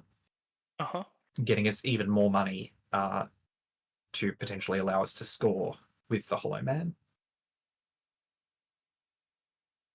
And the runner taking 2 tags here by the looks of it to get into server 3, getting in, stealing tomorrow's headline for the 8th tag. There you go. Tag me activated. Now, do we reckon Jacobi is running Absolutely any IP enforcement? It's certainly possible. Again, B1001, if it is the only tag punishment, is fragile to being run by run through the doom scroll to be trashed. Now, if you were running an IP enforcement, I guess tomorrow's headline isn't the worst thing that could be stolen. Pretty fantastic for it. Pretty fantastic. It gives you the tag to potentially take it back, and then 2 tags you need to take it back. But with the Funhouse in front of it. Yeah. And when the runner's on 8 tags, really no card in the runner's score area is safe. Again, assuming Jacobi is playing IP Enforcement. That's true. Also, notably, a card stolen with IP Enforcement was not installed from HQ, so would allow the Hollow Man to place 3 advancement counters. That is a fantastic point. And that is 3 new remote servers on the TheYoungJacobi's turn.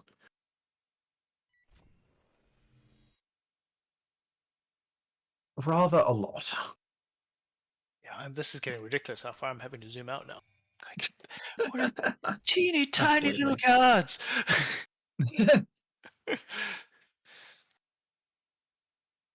Public access plaza.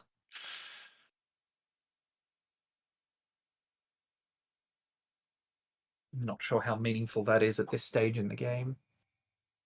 Mm-hmm.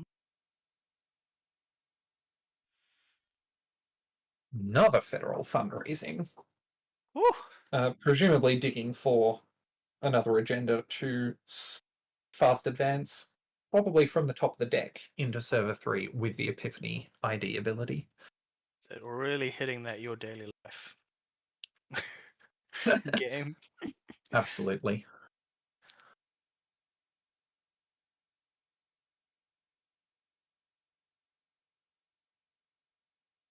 Yeah, there's not much I guess tag punish.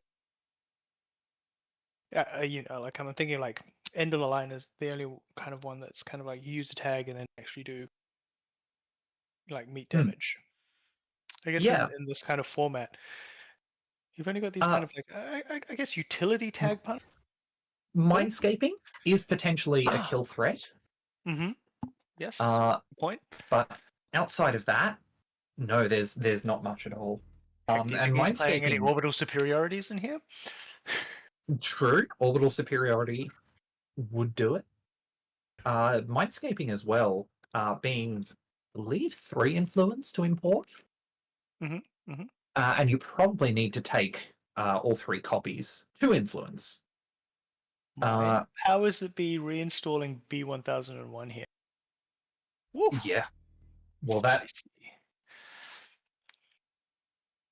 Now, as tough as that is, the runner can just run through server 5 again, crash the B1001, and run server 3. Oh no, the Carmen's out on the deck. That's true. Yeah, the runner could break the Doom Scroll, could also simply draw a card. Mm-hmm. To survive the 3 net damage that the Doom Scroll would do.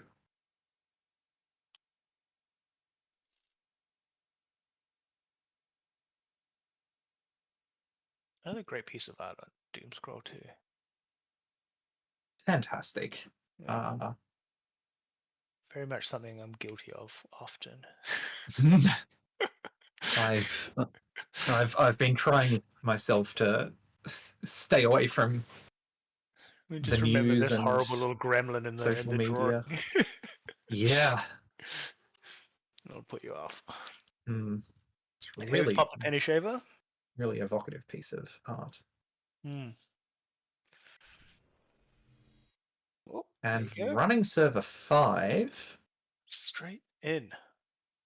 We can break the Doom Scroll, trash the Hollow Man, try and hang on another turn, but we know there's another Hollow Man in server 14, I believe.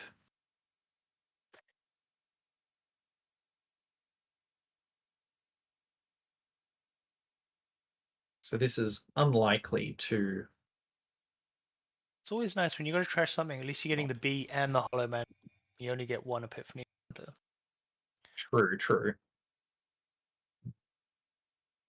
That always feels good. Ooh, and we haven't rezzed the Hollow Man in server 14. Start of turn triggers have begun.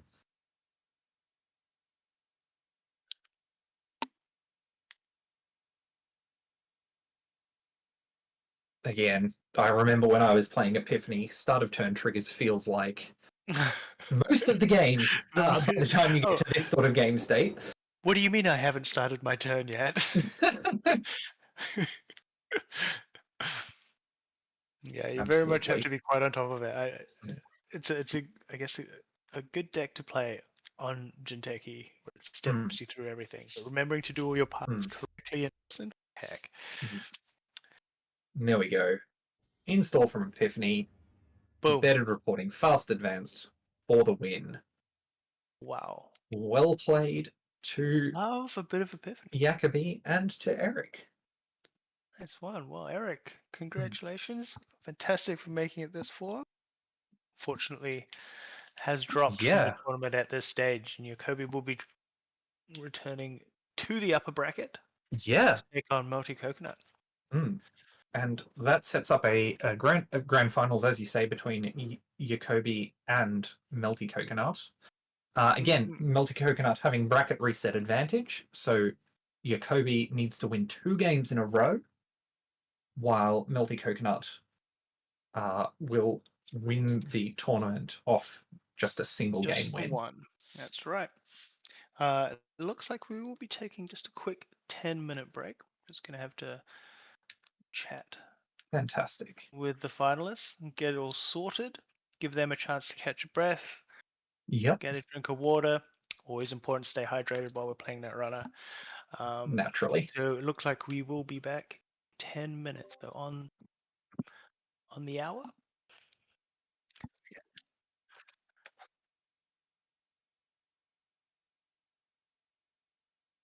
Yeah.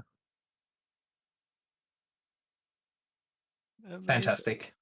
See you all soon. See you soon.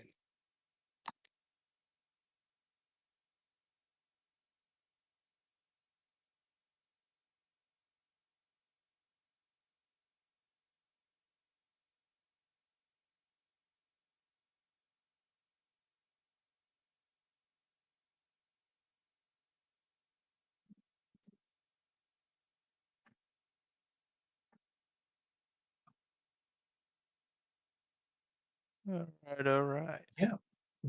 We are here. We are back. Ready to go. We are back. Welcome back, everyone. Hope you've been enjoying the game so far. We certainly have. Yeah. Super interesting net runner. Games. That's it. It's always nice. I mean, I've had a bit of a break, and it's nice to get back into it and see all this kind of what people have been thinking up and cool kind of strategies going on. It's always a bit of fun. Absolutely. So we got MeltyCoconut playing Jacobi.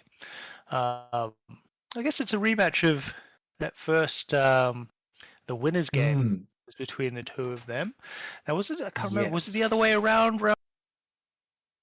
Do we know which way round? So we had Jacobi playing Zahya last. Yeah. This time we have Jacobi on Epiphany. So it is. So let's see if we can get a different result. Maybe cause a bracket reset, because we do love a bracket reset. Incredibly very exciting. It's going to be, again, a lot of the same tag stuff as was going on in round 1, which is going to be super interesting, especially with the B1001 making it potentially quite difficult for Seb to make runs, though at the same time, using the B1001 does clear the tag for Seb, which can be really powerful in the right situation. We do love it when the Corp clears our tags for us. Exactly. Except if there's an end of the line involved. No comment. We're in startup. We're not worried about that. That's it. We're not worried about that. What are you going to worry? You going to end the run? Yeah. But anyway, we have, and worth noting as well that this game is open deck lists. So the players are going to know exactly what is going on in each other's decks. How does this work on JNet? I've never seen a... Oh, okay, there's a button here that's show high deck. Yeah. Cool. So having a look at these lists, IP enforcement is big. One-off hammer is something to be very scared of, as said. And again, also the working prototype, also a one-off. No, sorry, a two-off. I can't read. Our opponents played 2 working prototypes, a couple of war machines. Again, working prototype. powers that be, very useful in this sort of proactive scoring deck. I would like Potentially to gives just you a humble use for brag your... that he saw me use a Zwicky powers others? that be in my Epiphany and stole it from me. You're welcome, Jacobi. Yo.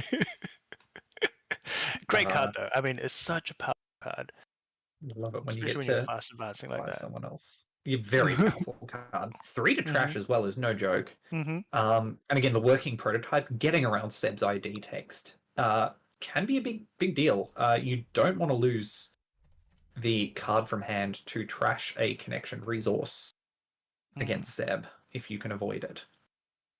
On the runner side, key cards in this matchup include the Gormans as a way to trash cards effectively, though you are giving Epiphany counters by doing that. Yep.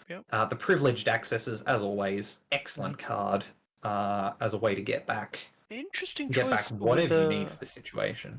A Francophia Ward getting thrown in this Seb deck. Yeah, I mean, if the idea is keep the Corp poor, trash all their ice, Francophia Ward absolutely keeps that game plan moving forwards. Or let the Corp get really rich and bypass that ice. Well, or do that too. There you go. Wheels anyway, on this turn getting put to work. Yeah, getting wheels down early in this matchup in particular is pretty fantastic.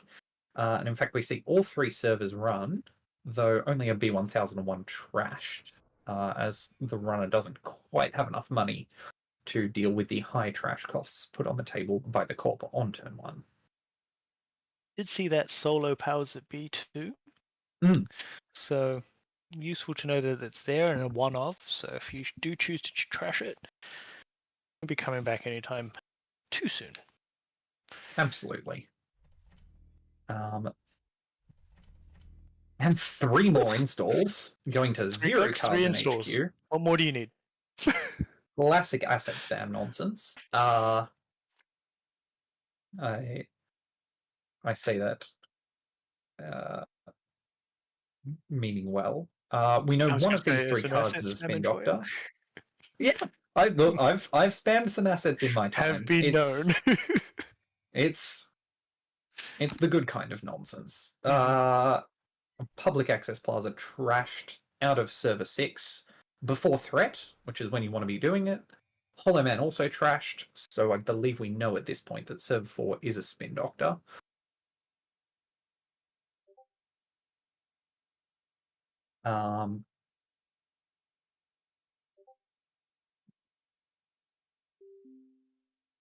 First time triggers. Ooh, Solidarity Badge again being installed at the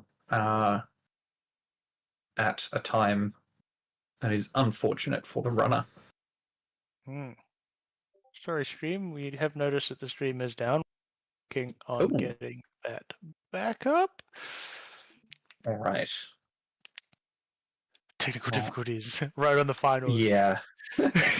Well, we'll keep describing the game to try and give you some sense of what's going on. We're now playing in the theater of the mind. Ooh. Have you ever heard of a Netrunner quote unquote format called Psi? I have not. Tell me Fully about mental Netrunner. That sounds like me playing Netrunner normally. Yeah, no, you have. You start the game, you have 5 cards in the hand. Those can be any cards you want, but you can only summon each card once. Oh, that sounds wild. Can be whatever you want. Click 1 ritual, click 2 sure gamble. Try not to die to kill, mainly, is the challenge. Must be tough remembering your spread. Absolutely. Anyway, back now, and we have draw and install. Who would have guessed? 2 more remote servers. Drawing with the spin doctor to help make that possible. I wonder if again, Jacobi's searching for one of their federal fundraisings, their balance coverages. Oh, quite possibly. There is a balance on the board. My apologies. Yes. But definitely that federal does help make sure you utilize those Epiphany count. Absolutely.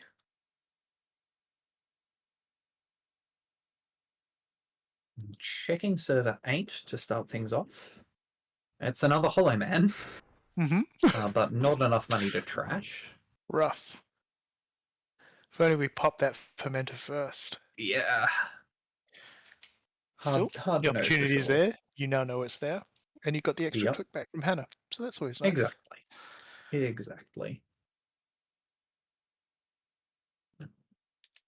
And now that the Solidarity badge is down as well, trashing anything will give you extra value the first time each turn.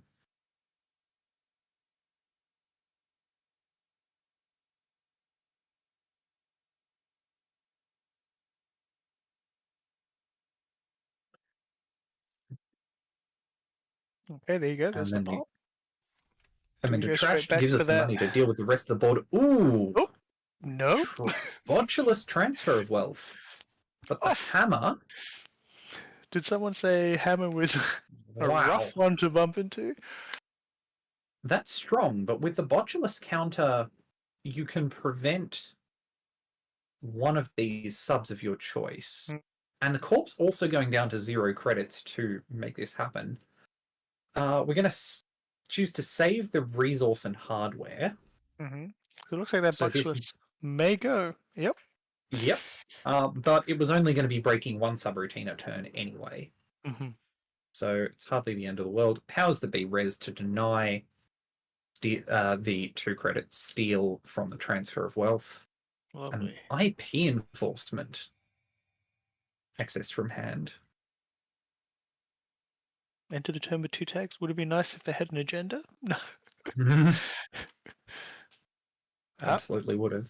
There is a federal revealed and granting 2 credits with the balance coverage. Definitely what you want to see as the Corp on this board. Just hitting that Epiphany ID. I feel like when you've got 2 counters on, might as well. They've won for when you really need it. Yeah, absolutely. Absolutely. Getting a Stoke the Embers off the top of R&D that could be scored right now. Board? Yeah.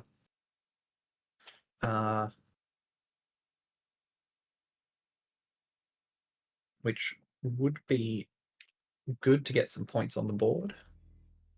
But instead, icing Archives heads up play to protect against privileged access there. And also, but I mean, not and also, but there is Scrounge. Still get your stuff out of the heap. Fantastic. Get that without having to back. access Archives. Gorman for the econ while trashing things, which you are definitely going to be doing.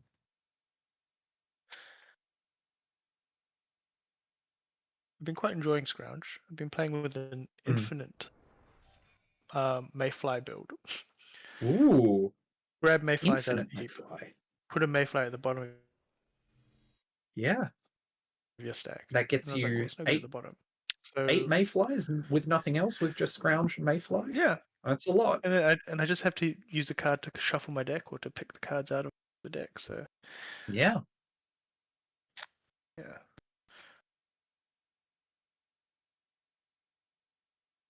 Revealing Stoke the Embers from the balanced coverage. Letting the runner know there is an agenda in hand, but behind the hammer might be safe at the moment. That said, it being NHQ is not really where you want it as Epiphany. Would you just show that and then install it in server 10 and be like, you'd think I'd keep it in HQ, but actually, just slapped it on the table. And it'd be taking a risk, especially while the runner has wheels out on the board, and so checking new servers is not likely to be that it much definitely of an becomes issue. Trivial because it's not wasted. Just have a peek. Though we do know that Jacobi is running Beholds. So True.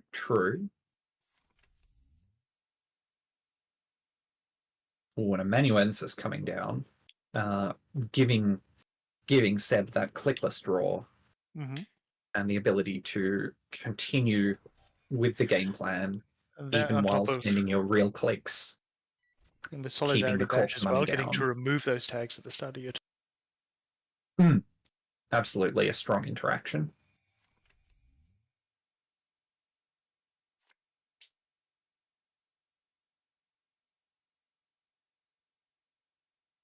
Solidarity badge says remove tags or draw cards. Amanuensis says why not both? Mm-hmm.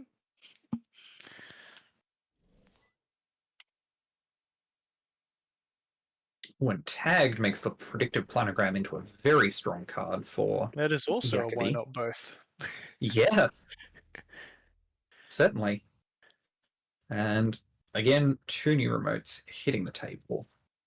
While the runner is on 0 credits, and this time only a 2 counter fermenter for immediate bounce back econ. Not usually what you want to be spending your time doing.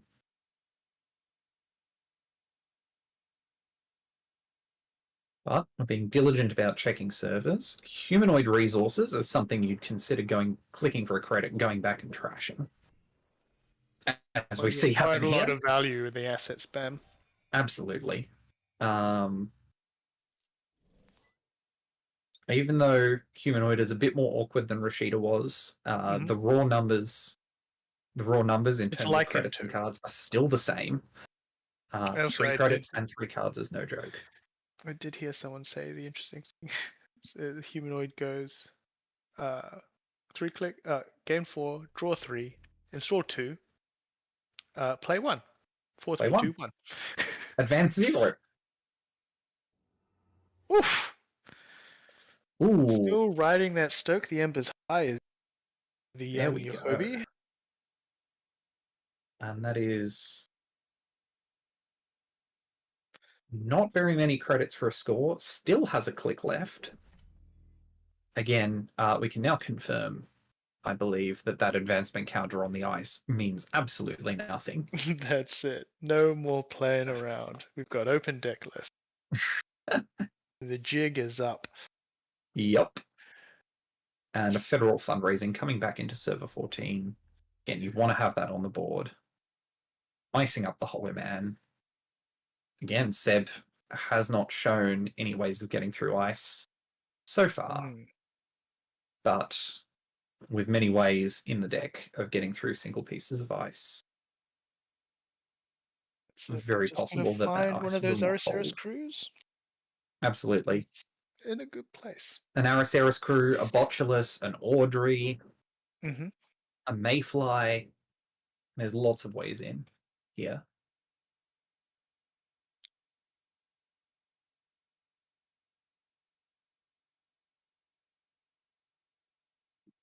Threatening the spin.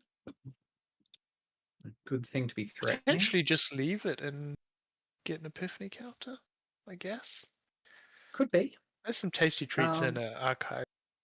A couple of Hollow Mans you probably want to save. Yep. Yep, there we go. Good call. Yep. And you expect the runner to be trashing other cards this turn anyway. Again, letting a federal fundraising on the board for too long is absolutely one of the ways to lose against Epiphany. Sure is.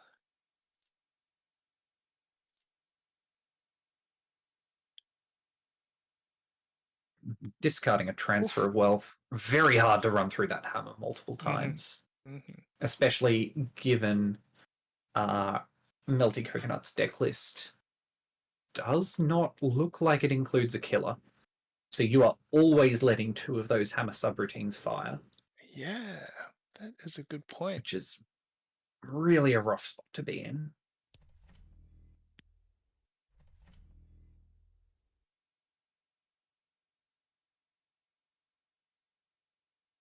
Assets do keep spamming. They sure do. And at this point in the game, I think I like Jacobi's position a bit more here. While it's still early days, and MeltyCoconut has some very good asset tech down on the board with Wheels and Solidarity Badge, the assets are beginning to get going. the Hollow Man in server 8 hasn't been challenged, and with the Epiphany counters, that can be 2 more points very easily. It's the hard part about dealing with asset spam when you're potentially giving Epiphany counters each turn. You gotta have the credit bank to, go in and really sweep trash all the assets. Absolutely. And the Fermenter does help with that. The Fermenter being on 4 credits at the start of this turn, generally about when you want to consider clicking it for those 8 credits. But you're leaving the 6 servers, unless you're willing to use Wheels' bottom ability to get 2 clicks back. You're only trashing 4 of these this turn, assuming you want to spend a click clicking the Fermenter. Even if you do use the Wheels bottom ability, that only lets you check 5 of them. So you're leaving something up here.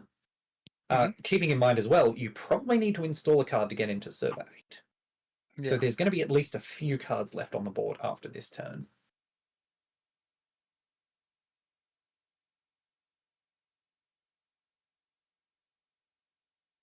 Definitely a lot on the plate. Plenty to think about. And as you said, click on that Fermenter. And there comes a Mayfly. And there's server 8 challenged. I think I expect Funhouse, with a B1001 somewhere on the board. Did we see how many Bs we're packing? I think it's 2. The 2 here, yeah. And we have one in archives. So there is one still on the roam. Spend 4 credits. No. If there's a B1001, Jacobi is not raising it. Just sitting there. Well, that would have been the Stoke drawn into hand several turns ago. Curious. I assume. You've got to install it at some point once it gets into hand. Or potentially overdraw it, but it's hard to draw that many cards when the runner's keeping federal fundraisings and humanoid resources down. I wonder what the play was, just leaving it there. Click. The play's got to be Man. Advance once. Use the advance. No. You can't get 2 agendas out of 1. I think you're just scoring it boringly. Unless server 15 is an agenda. Yeah. But even then, it's going to be a challenge. I have seen plays with auto campaign where you can get a bit of Hollow Man, bit of Stoke going, bit of something else, and get a couple of agendas going on. It's it's very fun. Or throw in a powers that be. You score the Stoke, grab another agenda, put it on the table, use that Stoke counter onto that agenda. Yeah, it can get frightening. Absolutely can get frightening. And Jacobi spending a card from hand to trash that friend of a friend, that's a lot of money that you've taken away from the runner right there.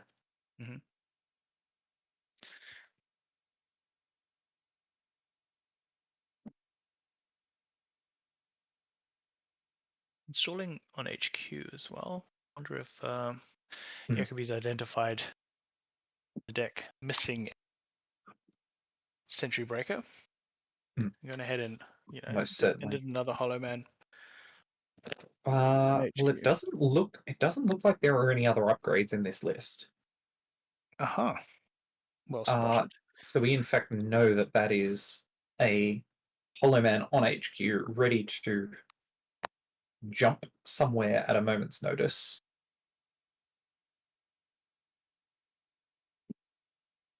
And score an agenda.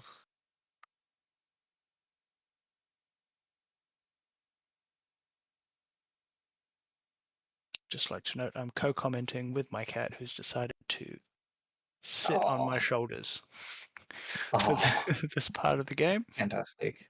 What's the cat's name? Arlo. Arlo. Oh, lovely. I hope Arlo can provide some insight It's and definitely providing elucidate what's going a on pain in on this my game. shoulders. Ah, Oh, Melty has given us an maybe I mean, not with 7 liking what cards in they're seeing. hand, with 7 cards in hand, a working prototype on the board, and 3 unresed cards. Only 2 credits to work with so far. Those strike funds can push you up to a higher total very, very quickly.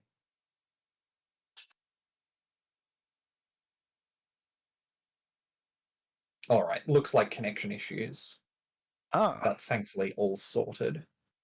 Bless. By the looks of things.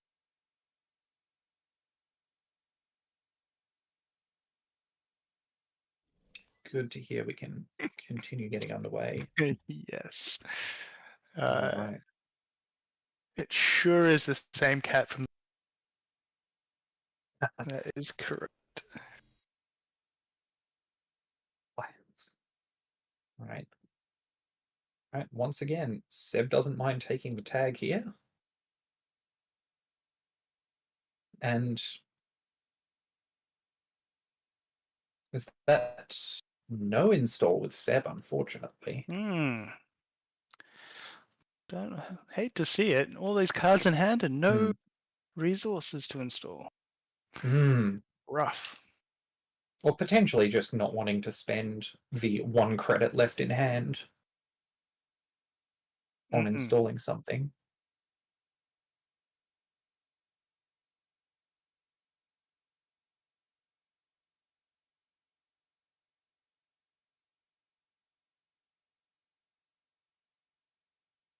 I'm curious what Jacobi is thinking about here.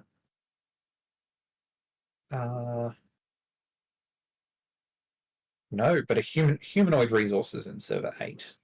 Yeah. Good to get rid of that. Do you reckon it's potentially a B1001 in server 15? If it was a B1001, I would have anticipated that it would have been rezzed to save the Stoke the Embers. But it's possible there's something else going on here. Gorman trashing the working prototype, getting that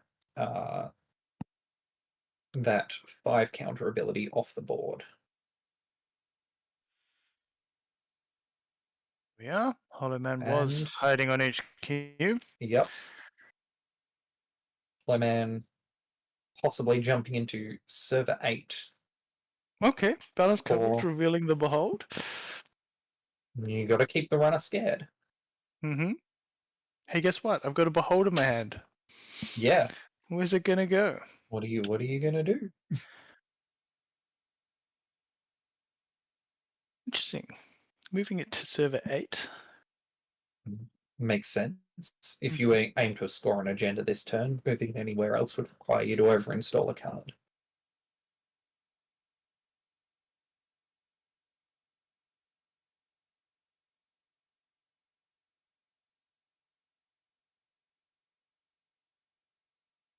Okay. Some nice fair play going on in chat there. Absolutely. Ooh. And it's the IP enforcement to take back that Stoke the Embers. Again, hello. Not installed from HQ. Not from hand. What a play. Wow. What a play. A bit of a coup for Jacobi here. Going to 4 points. The runner's on 1 credit with no economy present on the board. No points in the score area to the Corp's 4. This is looking very good for Jacobi.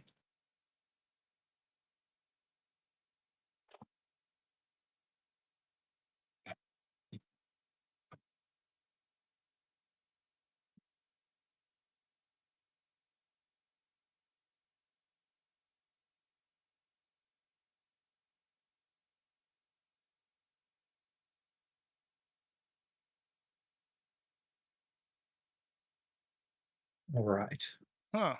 Seems Janet has got a little Fascinating.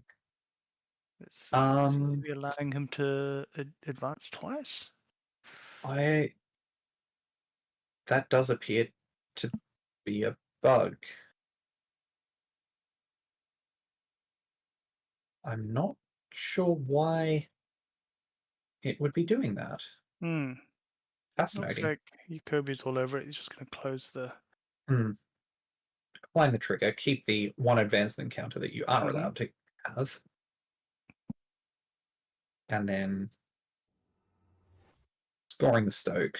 3 more credits back. Ooh. For an almost credit positive score. We do love to see it. And one more click, install. No, powers that be. Bring back the federal fundraising. Once again, make the runner pay those 2 credits to deal with that. It's powering this whole Epiphany engine. Absolutely. Get the federal, get your balanced coverage, get your Epiphany triggers. Yeah. It's doing work, those federals. Yeah, you really got to take.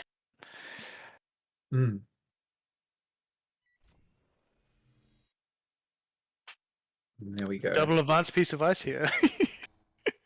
Oh, that is the advanced funhouse.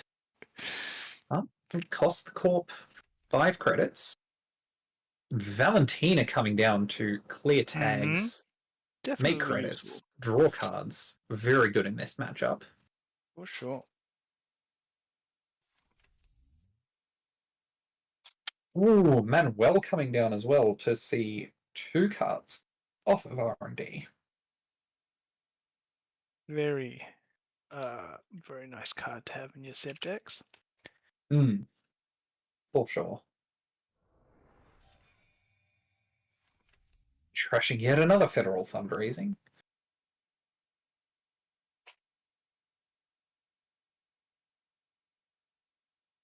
Absolutely one of the most powerful assets in the Epiphany deck. What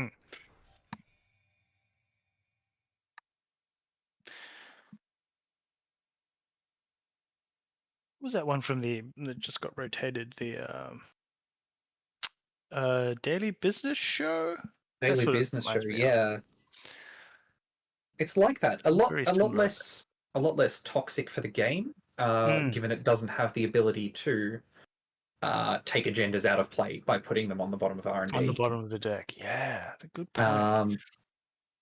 Like, yes, you can bury agendas for a turn or 2, perhaps, but they're going to start piling up eventually. You're going to need to find a way to score them, most likely off the top of the deck with Epiphany and Hollow Man. Yeah. So we have Melty risking the hammer with the transfer of wealth. Yeah.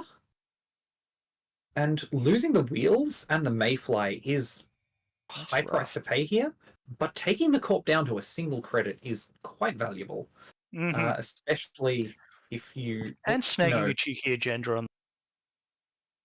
Again, it's transfer of wealth, allowing you to continue the access, unlike its predecessor, Doof, yeah.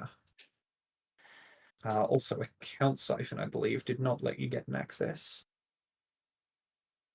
But the Hollow Man going back to HQ, where it is most likely safest. Balanced coverage, bringing the Corp back up to 3 credits. To have something to work with. But this is many fewer credits than we've seen Jacobi have for most of the game. This does give MeltyCoconut a bit of a window here. Certainly does. Will be depending on making a correct guess for those balanced coverage. I think Jacobi is gambling on at the moment. That's very possible the balanced coverages won't stick around for much longer. The runner has 10 credits to work with on this turn.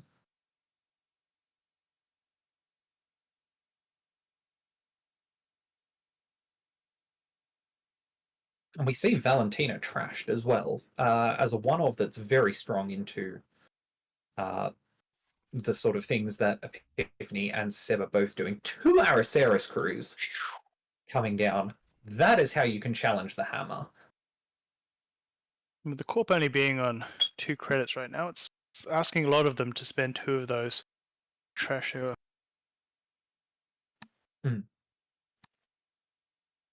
Absolutely.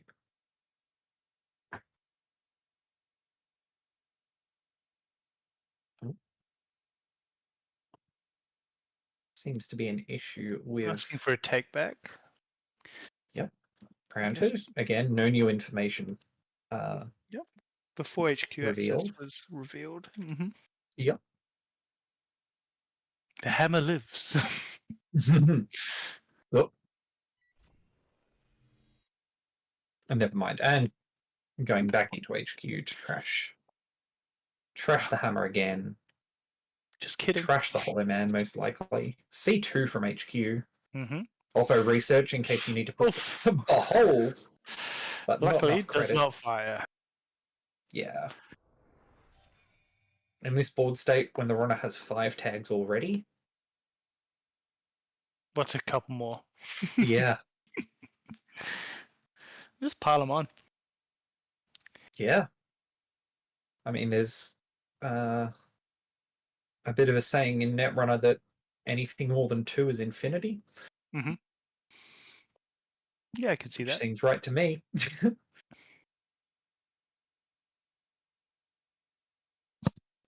Doom Scroll revealed from R&D. Very possible that goes on HQ to sort of to fill that gap left by a hammer. Accesses from there. Yeah. Mm-hmm. Though at the same time, agendas could be scored directly from R&D into the remote server and into the Corp score area from here, with 2 Epiphany counters left. I missed. Are we aware of what's in server 8 or street? I don't think we are. That was installed off of an Epiphany trigger last turn. Mm-hmm. Archives hard block. Really denying that privileged access. Absolutely. Though with the runner on 4 tags, they would need to clear all of those before privileged access does anything. Solidarity badge helps get you there, but it'll at least be a few turns before privileged access is a threat anymore. And MeltyCoconut beginning to trash those balance coverages, keeping the Corp's econ down, potentially opening up a threat onto HQ or archives. Another big value predictive.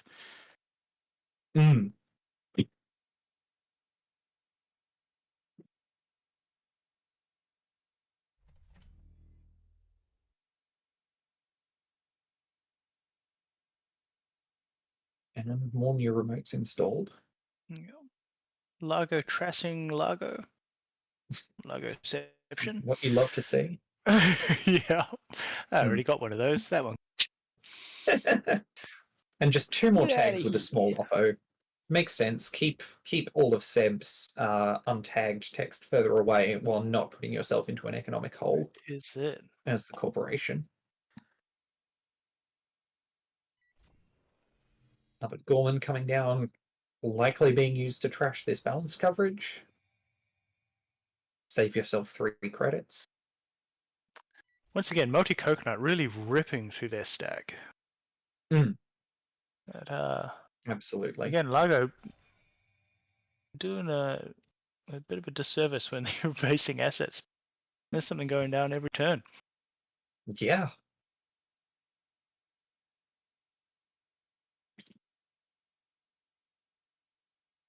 It'll be interesting to see, even though... Did we see if there was a Ashen? There isn't. We can already see 15 influence in the heap. 3 transfers of wealth and 1 transfer fee award. And a big yoink of the tomorrow's headline. Oh no!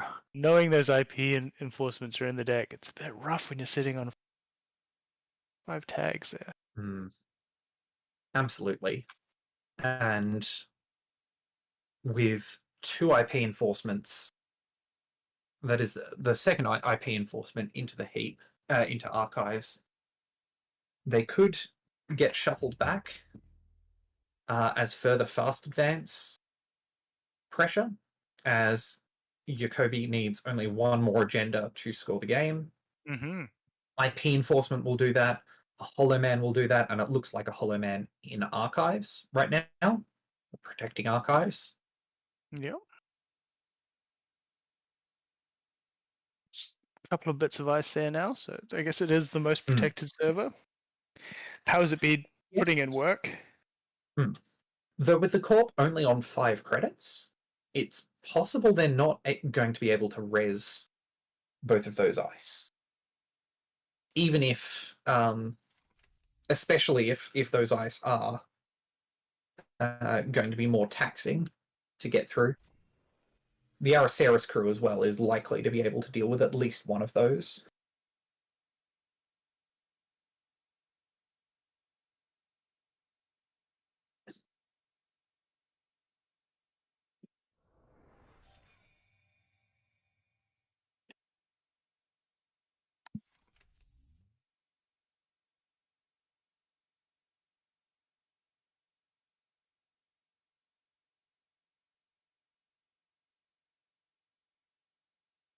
Epiphany is sitting on 5 counters. I wonder if it's just time to start using those with wanton abandon. That's the word I was looking for. There we go. Wanton abandon. I mean, And you may then not have federal fundraising, but there you go. You still have Epiphany. There we go. Yep. Any what do we got? Any 3-pointer or Stoke the Embers here is scoreable. Seems like GG. Oh. Into a new remote. Into a new remote. Okay. Surprising. We do have one more chance to look at Epiphany, to use Epiphany to try and find a Stoke the Embers. Mm-hmm. If Stoke the Embers is the new 3rd card on R&D.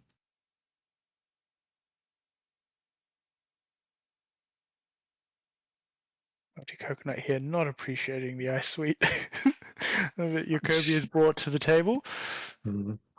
Funhouses, the hammer's really rough for Seb unless you can get 2 crews down. No. Looks like MeltyCoconut gets 1 more turn, most likely. Time to find both of the next big things that are in this deck.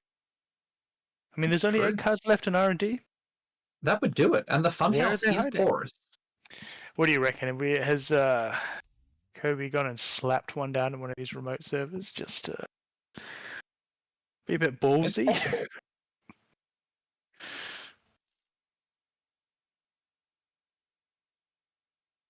No wheels.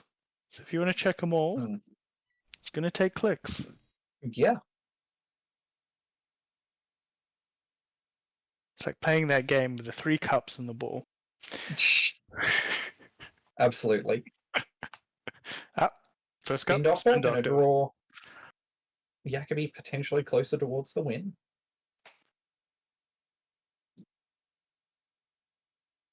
But now only 6 cards left in R&D.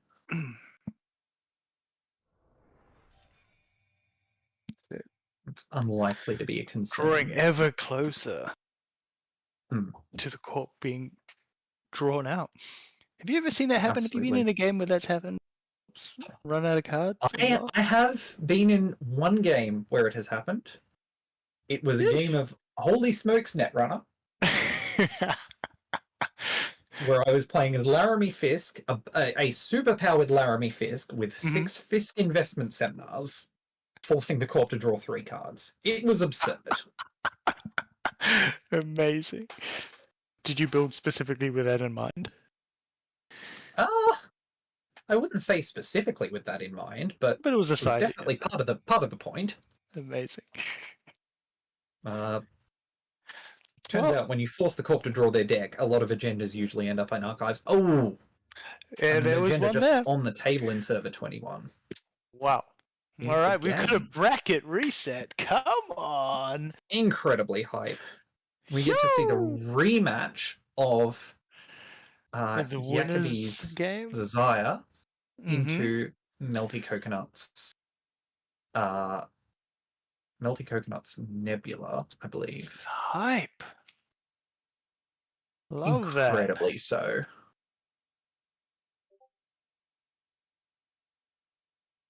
Let's type some hype into the chat, organization chat. That's it. Incredibly hype. All right.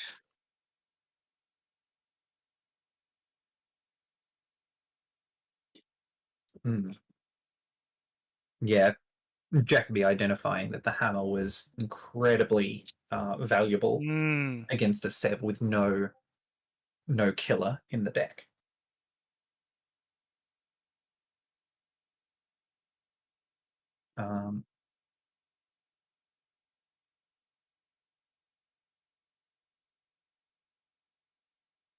Yeah.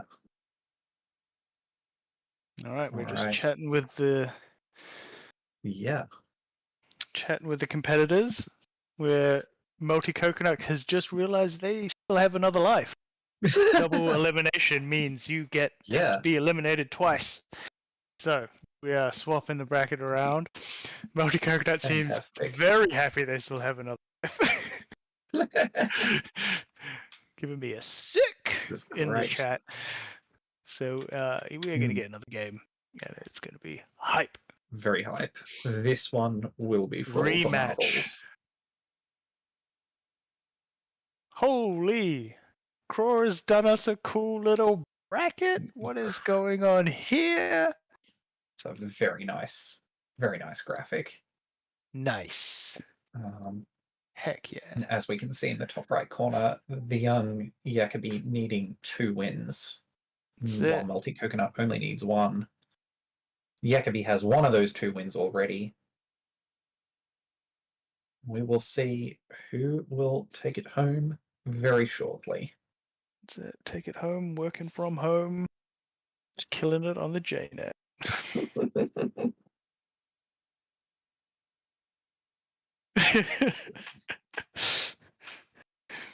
All right. Showdown for the edges. Absolutely. It always I feel like this is the second time we've had a bracket reset in a startup super tournament. Yeah. It's very I remember back to the first one. Very high. Oh yeah. Definitely I feel like definitely the second one we had a bracket reset. You were in the first one, weren't you? I know. No, I was in the second one. No, I think I was in the first one, and I scrubbed out immediately. O2, if memory serves. It was still great fun though, and it was nice to get to join the stream afterwards. Yeah, jump in the chat. Yeah, it's always fun, especially when we're doing it in Discord back then. Absolutely, like getting to banter with the other spectators is always a good time. Probably my favorite part of Netrunner, to be honest, is just talking with other people about Netrunner. Yeah, community. Like analyzing. If you, absolutely. Like after having just had an interesting game, just going over it again with your opponent, and it looks like we're into the bracket reset match. It's that rematch of round 2. Round 2. Nebula famously on Nebula taking a mulligan. Not building remotes. Is that still true in startup? Famously. I don't know. I mean, it's such a powerful ability, isn't it? Certainly. In startup, thankfully, you aren't quite so worried about the kill lines. I'm not sure if Nebula's doing. Well, that is a. So we've got 1 pointers in the deck. Do you reckon there's some? Oh, we can show deck lists, can't we? King making. There must be king making going. There we go. Yeah. Oh, wow. That is rough. There goes Nebula's board state. Yep, and it's good to have Hermes. Out there. Very unfortunate.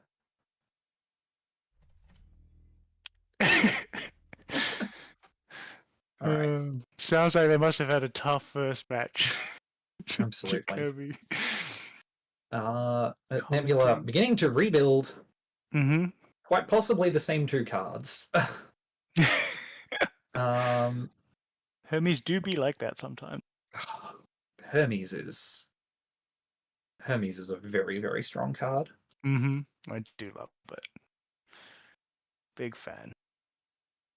Oh no. Is it a Leela effect? What is oh Wow. Conduit coming down. This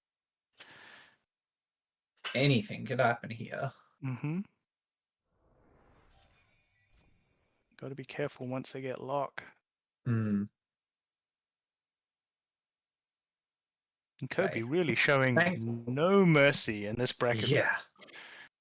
Thankfully for MeltyCoconut, no more agendas stolen. The bleeding has stopped for now. Mm-hmm.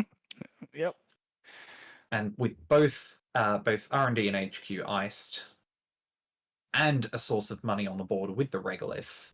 That's it. Beginning to stabilize. Quite possibly. Though Nebula is often able to run a lot of economy by making so many operations, because your operations are part of your scoring plan, your main game plan. That's it. I see. I mean, talking about standard, I just see the standard as just Nebula just fills their hand with money-making operations. Yep. Spams them, sounds about right. Click, and then it's happy days. Yep. We've got piece of ice on all of our centrals now. Yeah. Archives ice looks like it's to protect against those 3 maintenance accesses that are in the deck. With the Docklands pass on the board, that'd be a double access from HQ and a Nebula flip. Not a lot of fun for the talent management agency. But ice is going to begin to be rezzed, most likely. Lice what are purging the virus counters from the conduit. That is very good for MeltyCoconut. It's nice to not have a 2-stack conduit ready to go.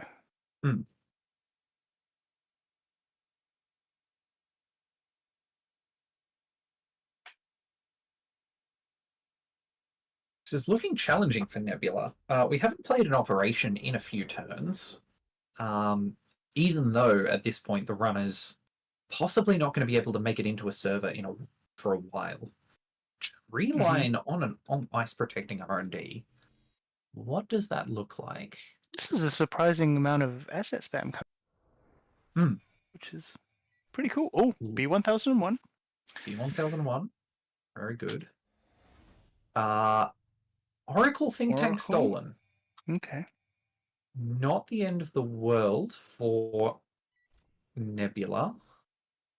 We still need at least 2 pop accesses. On the side hustle. Oh no! Love it when you hit a side hustle. Big pop on the side hustle. Also bouncing the triple advanced ice to hand and opening up R&D. Hermes is a messed up card. Sure is. Right. Ice goes back on R&D. And just taking money off the regolith. Still can't seem to find operations to get Nebula flipped to party side. I like that. Party side. Oh, it's a big party. You've got everyone. We're off to the Gamelan Arena. Yeah.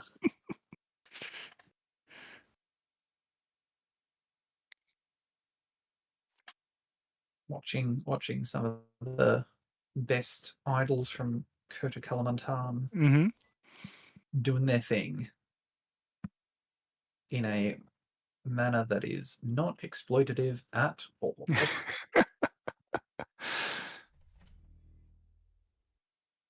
Multi-drawing, continuing to protect R&D against that conduit pressure. Definitely also gives you a bit of a safety valve against Hermes. One ice is going to be there after an agenda steal, but still not finding any operations. It seems rough. Ooh, copulation. We don't have enough time in the turn to both install a decoder and run HQ. But if this is an agenda flood, and we have a decoder in hand, killer comes down. If we have a decoder in hand, that copulation could end the game very quickly. Yeah. But Melty anticipating. Second ice goes on HQ. We now likely need both a fractor and a decoder to get in. Or I mean, we are at threat. Have we got any Estabrados kicking around? Oh, no Estabrados here. No Estabrados. Looks like maintenance access would be the bypass you need to get into HQ. Well, pseudo bypass.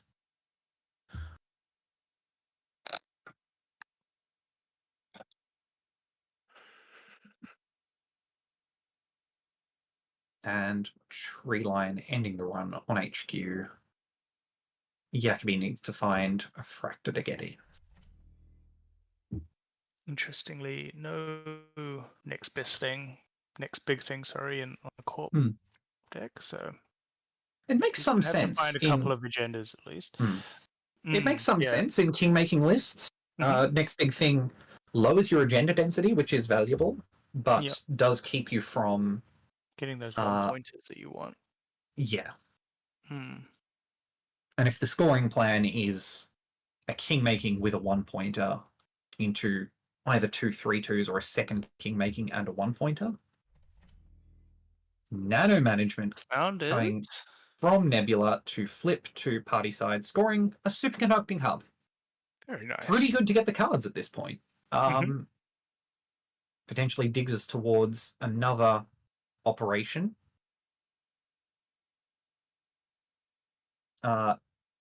Archives ice being bounced indicates potentially a maintenance access in the grip.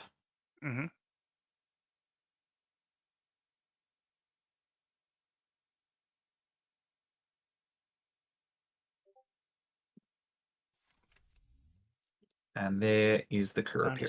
Fractor. So we have a rig. Yeah. 5 credits to get into HQ is a fair amount, but not something you can pay turn after turn. Especially if the tree line is advanced or another tree line is expended. To get that tree line up to 7 strength, that becomes pretty hard for a Kurapira to repeatedly pay through. Just gotta find one of those pings and farm it for some count. If the Corp will let you. That's it. Farm some But pings, get a side hustle going. Ooh, sounds like a good time. Oh, here we are. And there's the maintenance access. As predicted. But with 16 credits, the Corp could raise a lot of ice here. Piranhas. Ooh-la. That is expensive. We need at least 3 credits to stop the run from ending. Probably 5 to break all subroutines. That's going to make it hard to break the next piece of ice protecting archives. So potentially it's worth letting one of the top 2 subroutines fire. Yeah. I mean, really, it's the end of the run that you're worried about, isn't it? Lose some cards. Depends what's in your grip at this stage, if you really want to. Well, it does. Risk it. Fire all. Okay. Choosing not to continue the run. In. But you have still taken 5 credits away from the Corp and given the Corp a bad publicity, which will make runs on other servers much easier to do going forwards.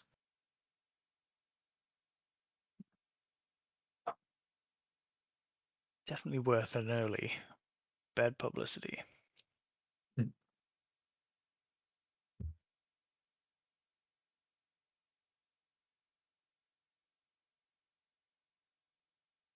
With 1 click left. What do we do here? It's hard to see what to do. Hmm. Clicking 6 credits. We haven't drawn yet with verbal.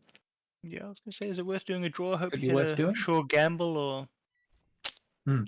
something. Nope, he's No, opted running for HQ. HQ. We know it's 5 credits to get past the tree line and the fly swatter. So you're betting on this piece of ice costing you no more than 2 credits to get past. Or potentially costing enough to keep the Corp out of money. Seraph! Wow. That is a. It's been a long time since I've seen this. Wow. Big eyes. That's 5 credits to get past with Carmen. So not too bad. But you're then losing another 3 credits, going down to 0. Suffering 2 net damage, going to 1 card in grip. Or taking a tag and letting your verbal be trashed. Yeah. It's not a good choice to be faced with. But leaving the Corp with 1 credit, I guess that's got something. That's got something to it. It's got something to it, yeah. MeltyCoconut can click the regolith to go up to 4. Jacobi choosing to take the tag and risk the verbal plasticity. Yeah. I'm assuming jacking out. Yeah. Yeah, absolutely. You cannot make it past that tree line.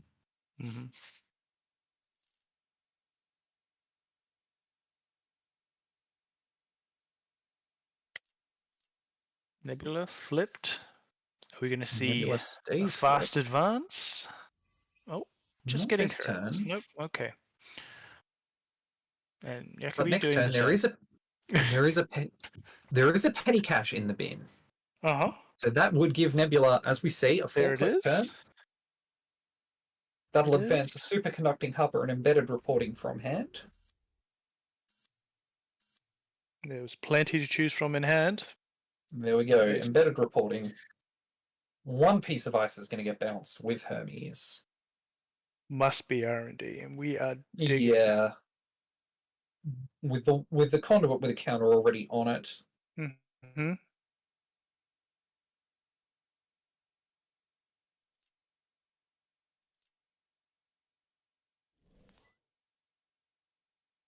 Jailbreaking R&D for 2 accesses. Same as the conduit. But you do get to replace the card. Yeah. That's always nice. For a long time when I started playing, I completely disregarded the draw card on success. Didn't realize that was the thing. Became a much better card after I realized. Absolutely. Endpot costing 4 credits to get through. Some very taxing ice rezzed already. Oh yeah. Even though Zahya is on Zahya being on 4 points to Nebula's 3, and Nebula only being on a single credit. This is Nebula is beginning to take control of the game, it seems. Is it less ice to bounce back? Absolutely. Less ice being rezzed.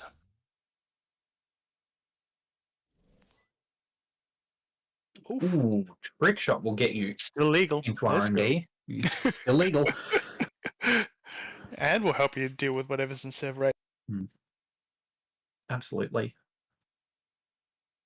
Again, spending the 1 bad publicity credit because you can save the credit on the trick shot for the next run. Conduit getting up to 3 counters. Not yet. Spicy. This is... We could see 4 on our... we've already seen 2 on R&D. But this seems to demand that the Corp start to commit some more ice to R&D. Keeping Nebula in a money hole for longer.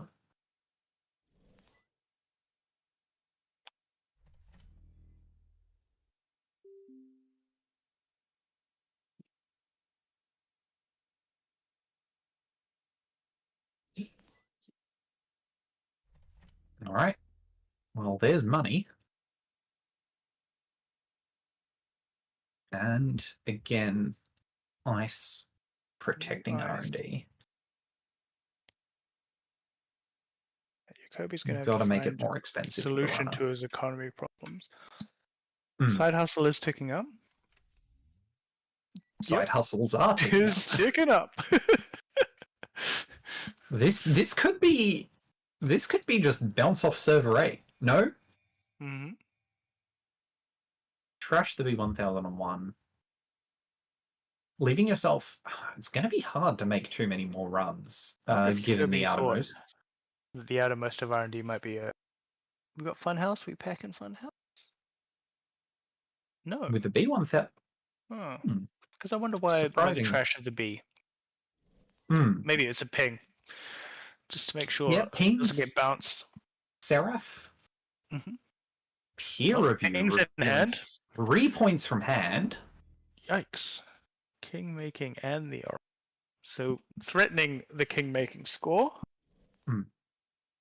And with the nano management, it will be the king making. Yeah. There we go. Nebula scores to 6.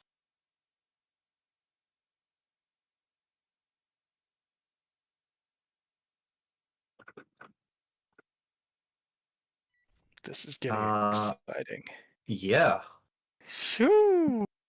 We're seeing 4 on R&D. Let's go. This 17 cards left in R&D. Oh, 1, 2, no! the 5! superconducting hub. Good to get that out of the deck. That's one less out that Nebula has Mm-hmm. from here. We're going. We're going back. We're going back. Seeing 2 new cards, I believe.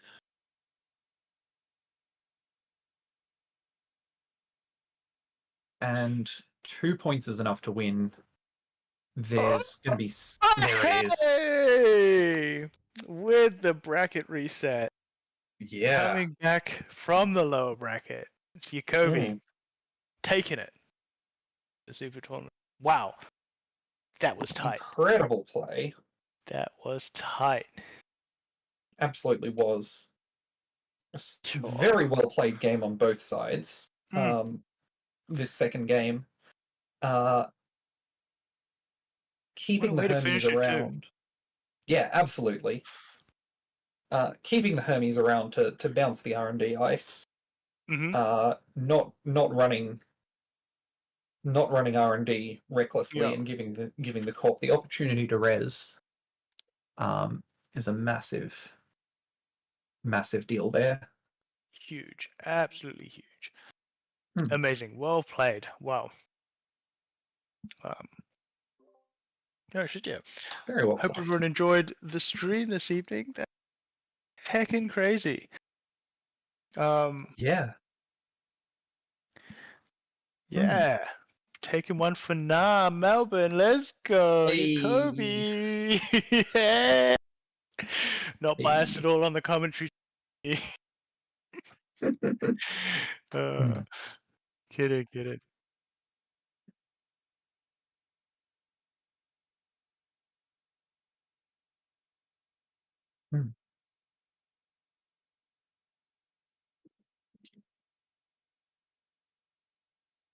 Thank you. We had a lot of fun.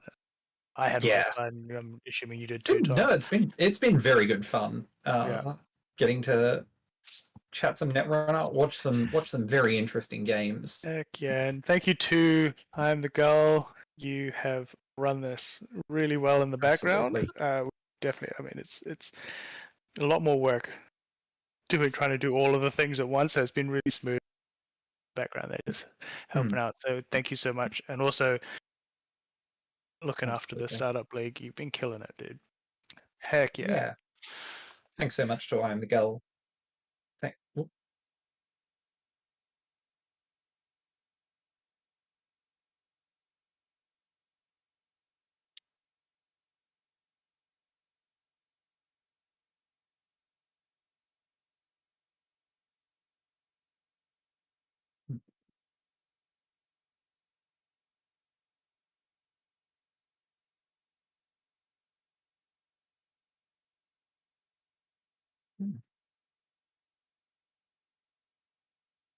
That's awesome. Fantastic. That sounds like great fun.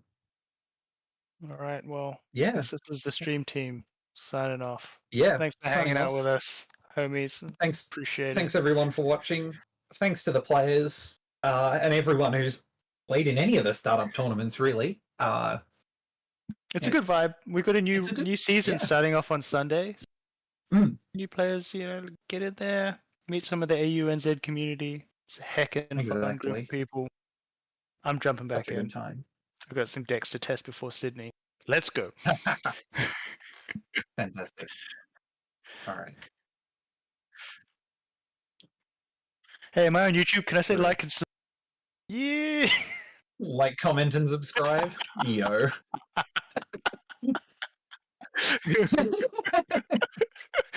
All right. See you, team. Right. Bye-bye. Bye.